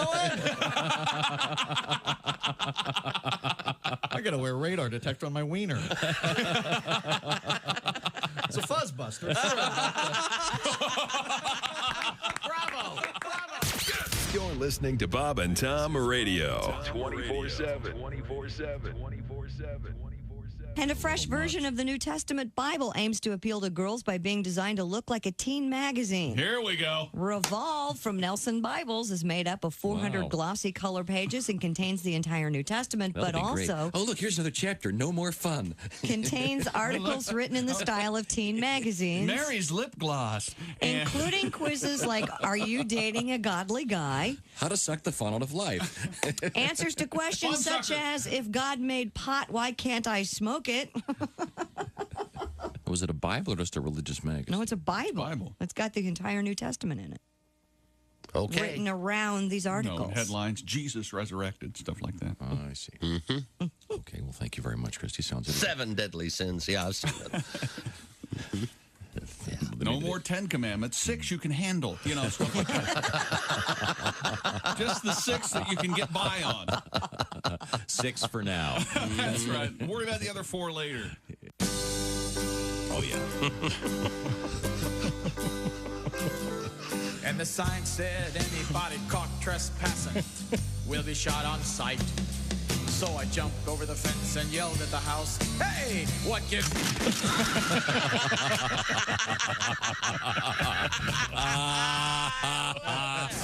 Bob and Tom, you can pick your morning radio show, and you can pick your nose. Ow. Welcome back to the Bob and Tom Show. Christy Lee at the news desk. Hello. There's Pat Godwin in the performance room. Hey there, Chick. There's Willie Griswold. Hey, man. There's Ace Cosby. Hey. I'm Chick McGee, and here's Tom with our special guest. He is Nick Novicki, and Nick is among the many performers in the new Spider-Man iteration, if you will. And he's also the guy behind a really great program called the Disability Film Challenge. You go to disabilityfilmchallenge.com and find out about, well, you can link to their YouTube channel and watch all these films over the last 10 years. They are what they call short films. It's really a cool program. And there's a bunch of great ones out there, so check that out. Nick is also a very fine stand-up comedian and the former roommate of Nate Bargatze. And you're on tour with him coming up. You're going to be in, what, Vegas coming up around the corner? Yeah. So I tour all year round with Nate and so many great shows and opportunities with him. But I'll be in Vegas and Atlanta, Tampa, somewhere else, a couple Georgia cities. And you know, but you guys, Check our website. You guys really were roommates in Queens back in the day. Yeah. We actually lived in a living room together. So it was 4 comedians in a 2-bedroom apartment. And so Nate and I were in literally a living room. We had a curtain that separated us. Oh, nice. At least you guys had the curtain, so right? we had a lot of privacy. I'm glad you didn't say bunk beds, because that would have been a really weird visual for me. No, but it's been just amazing to see his success. And, you know, he brings so many comics that we started with out. Good for him. That's so great. It's like a family. So touring. Hey, that would kind of be a good premise for a sitcom. Kind of like on a Mod Squad. One tall, one short. I don't know, one blind. Right. What do you add to the mix to make it fun? I don't know. Now, it's time for us to do a little bit of learning here. Chick McGee, you want to help me? Well, I'm trying to get my mouse to respond. Okay. There it did. Time now for Today in History. What number is it, Tom? Do you know? Today's the 9th of October.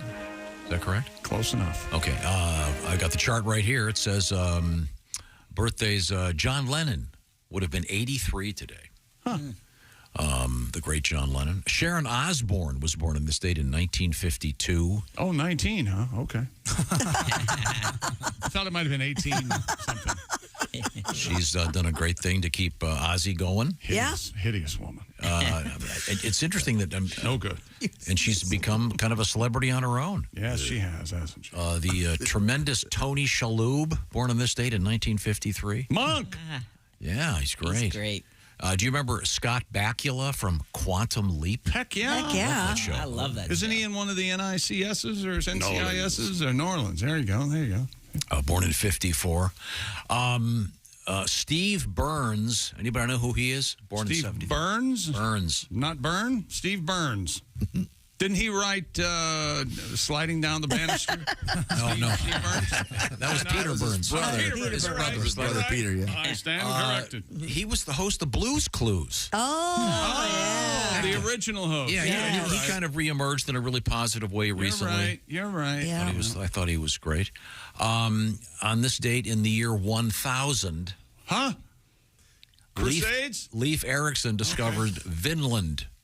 Finland? Well, he spelled it wrong. North America. You know, in 1000, all the Vikings away games. All of them. Anything at all? Very funny. Trying to conquer the world. Tomorrow we have Viking news. Yeah, we by the do. way. We almost got to it today, but we ran out of time. Viking miniseries and Vikings are really hot right now, man. And there's a new thing they found out about Vikings. Is that right? They like iced coffee? Originally, there were 3 horns instead You of are just going to the be 2. so pissed. I can't wait. I truly It cannot involves Viking housing. Wow. Really? It's a magnificent They lived underground. They weren't above ground at all. Traveling Airbnbs. Now, I'm going to ask you to do your famous song in a second here. What famous song? In 1986, The Phantom of the Opera by Andrew Lloyd Webber premiered. Phantom of the Opera. That's one of the songs. Yeah, great soundtrack. All right. Okay. Let's go back in there for another 6 days, see if you can come out with anything else. That's pretty much it for today, I think, in the world of today in history. Things we learned on the show today. Learned a lot. Did we, though? Tom said right out of the box this morning, he's got a feeling it's going to be a great Halloween.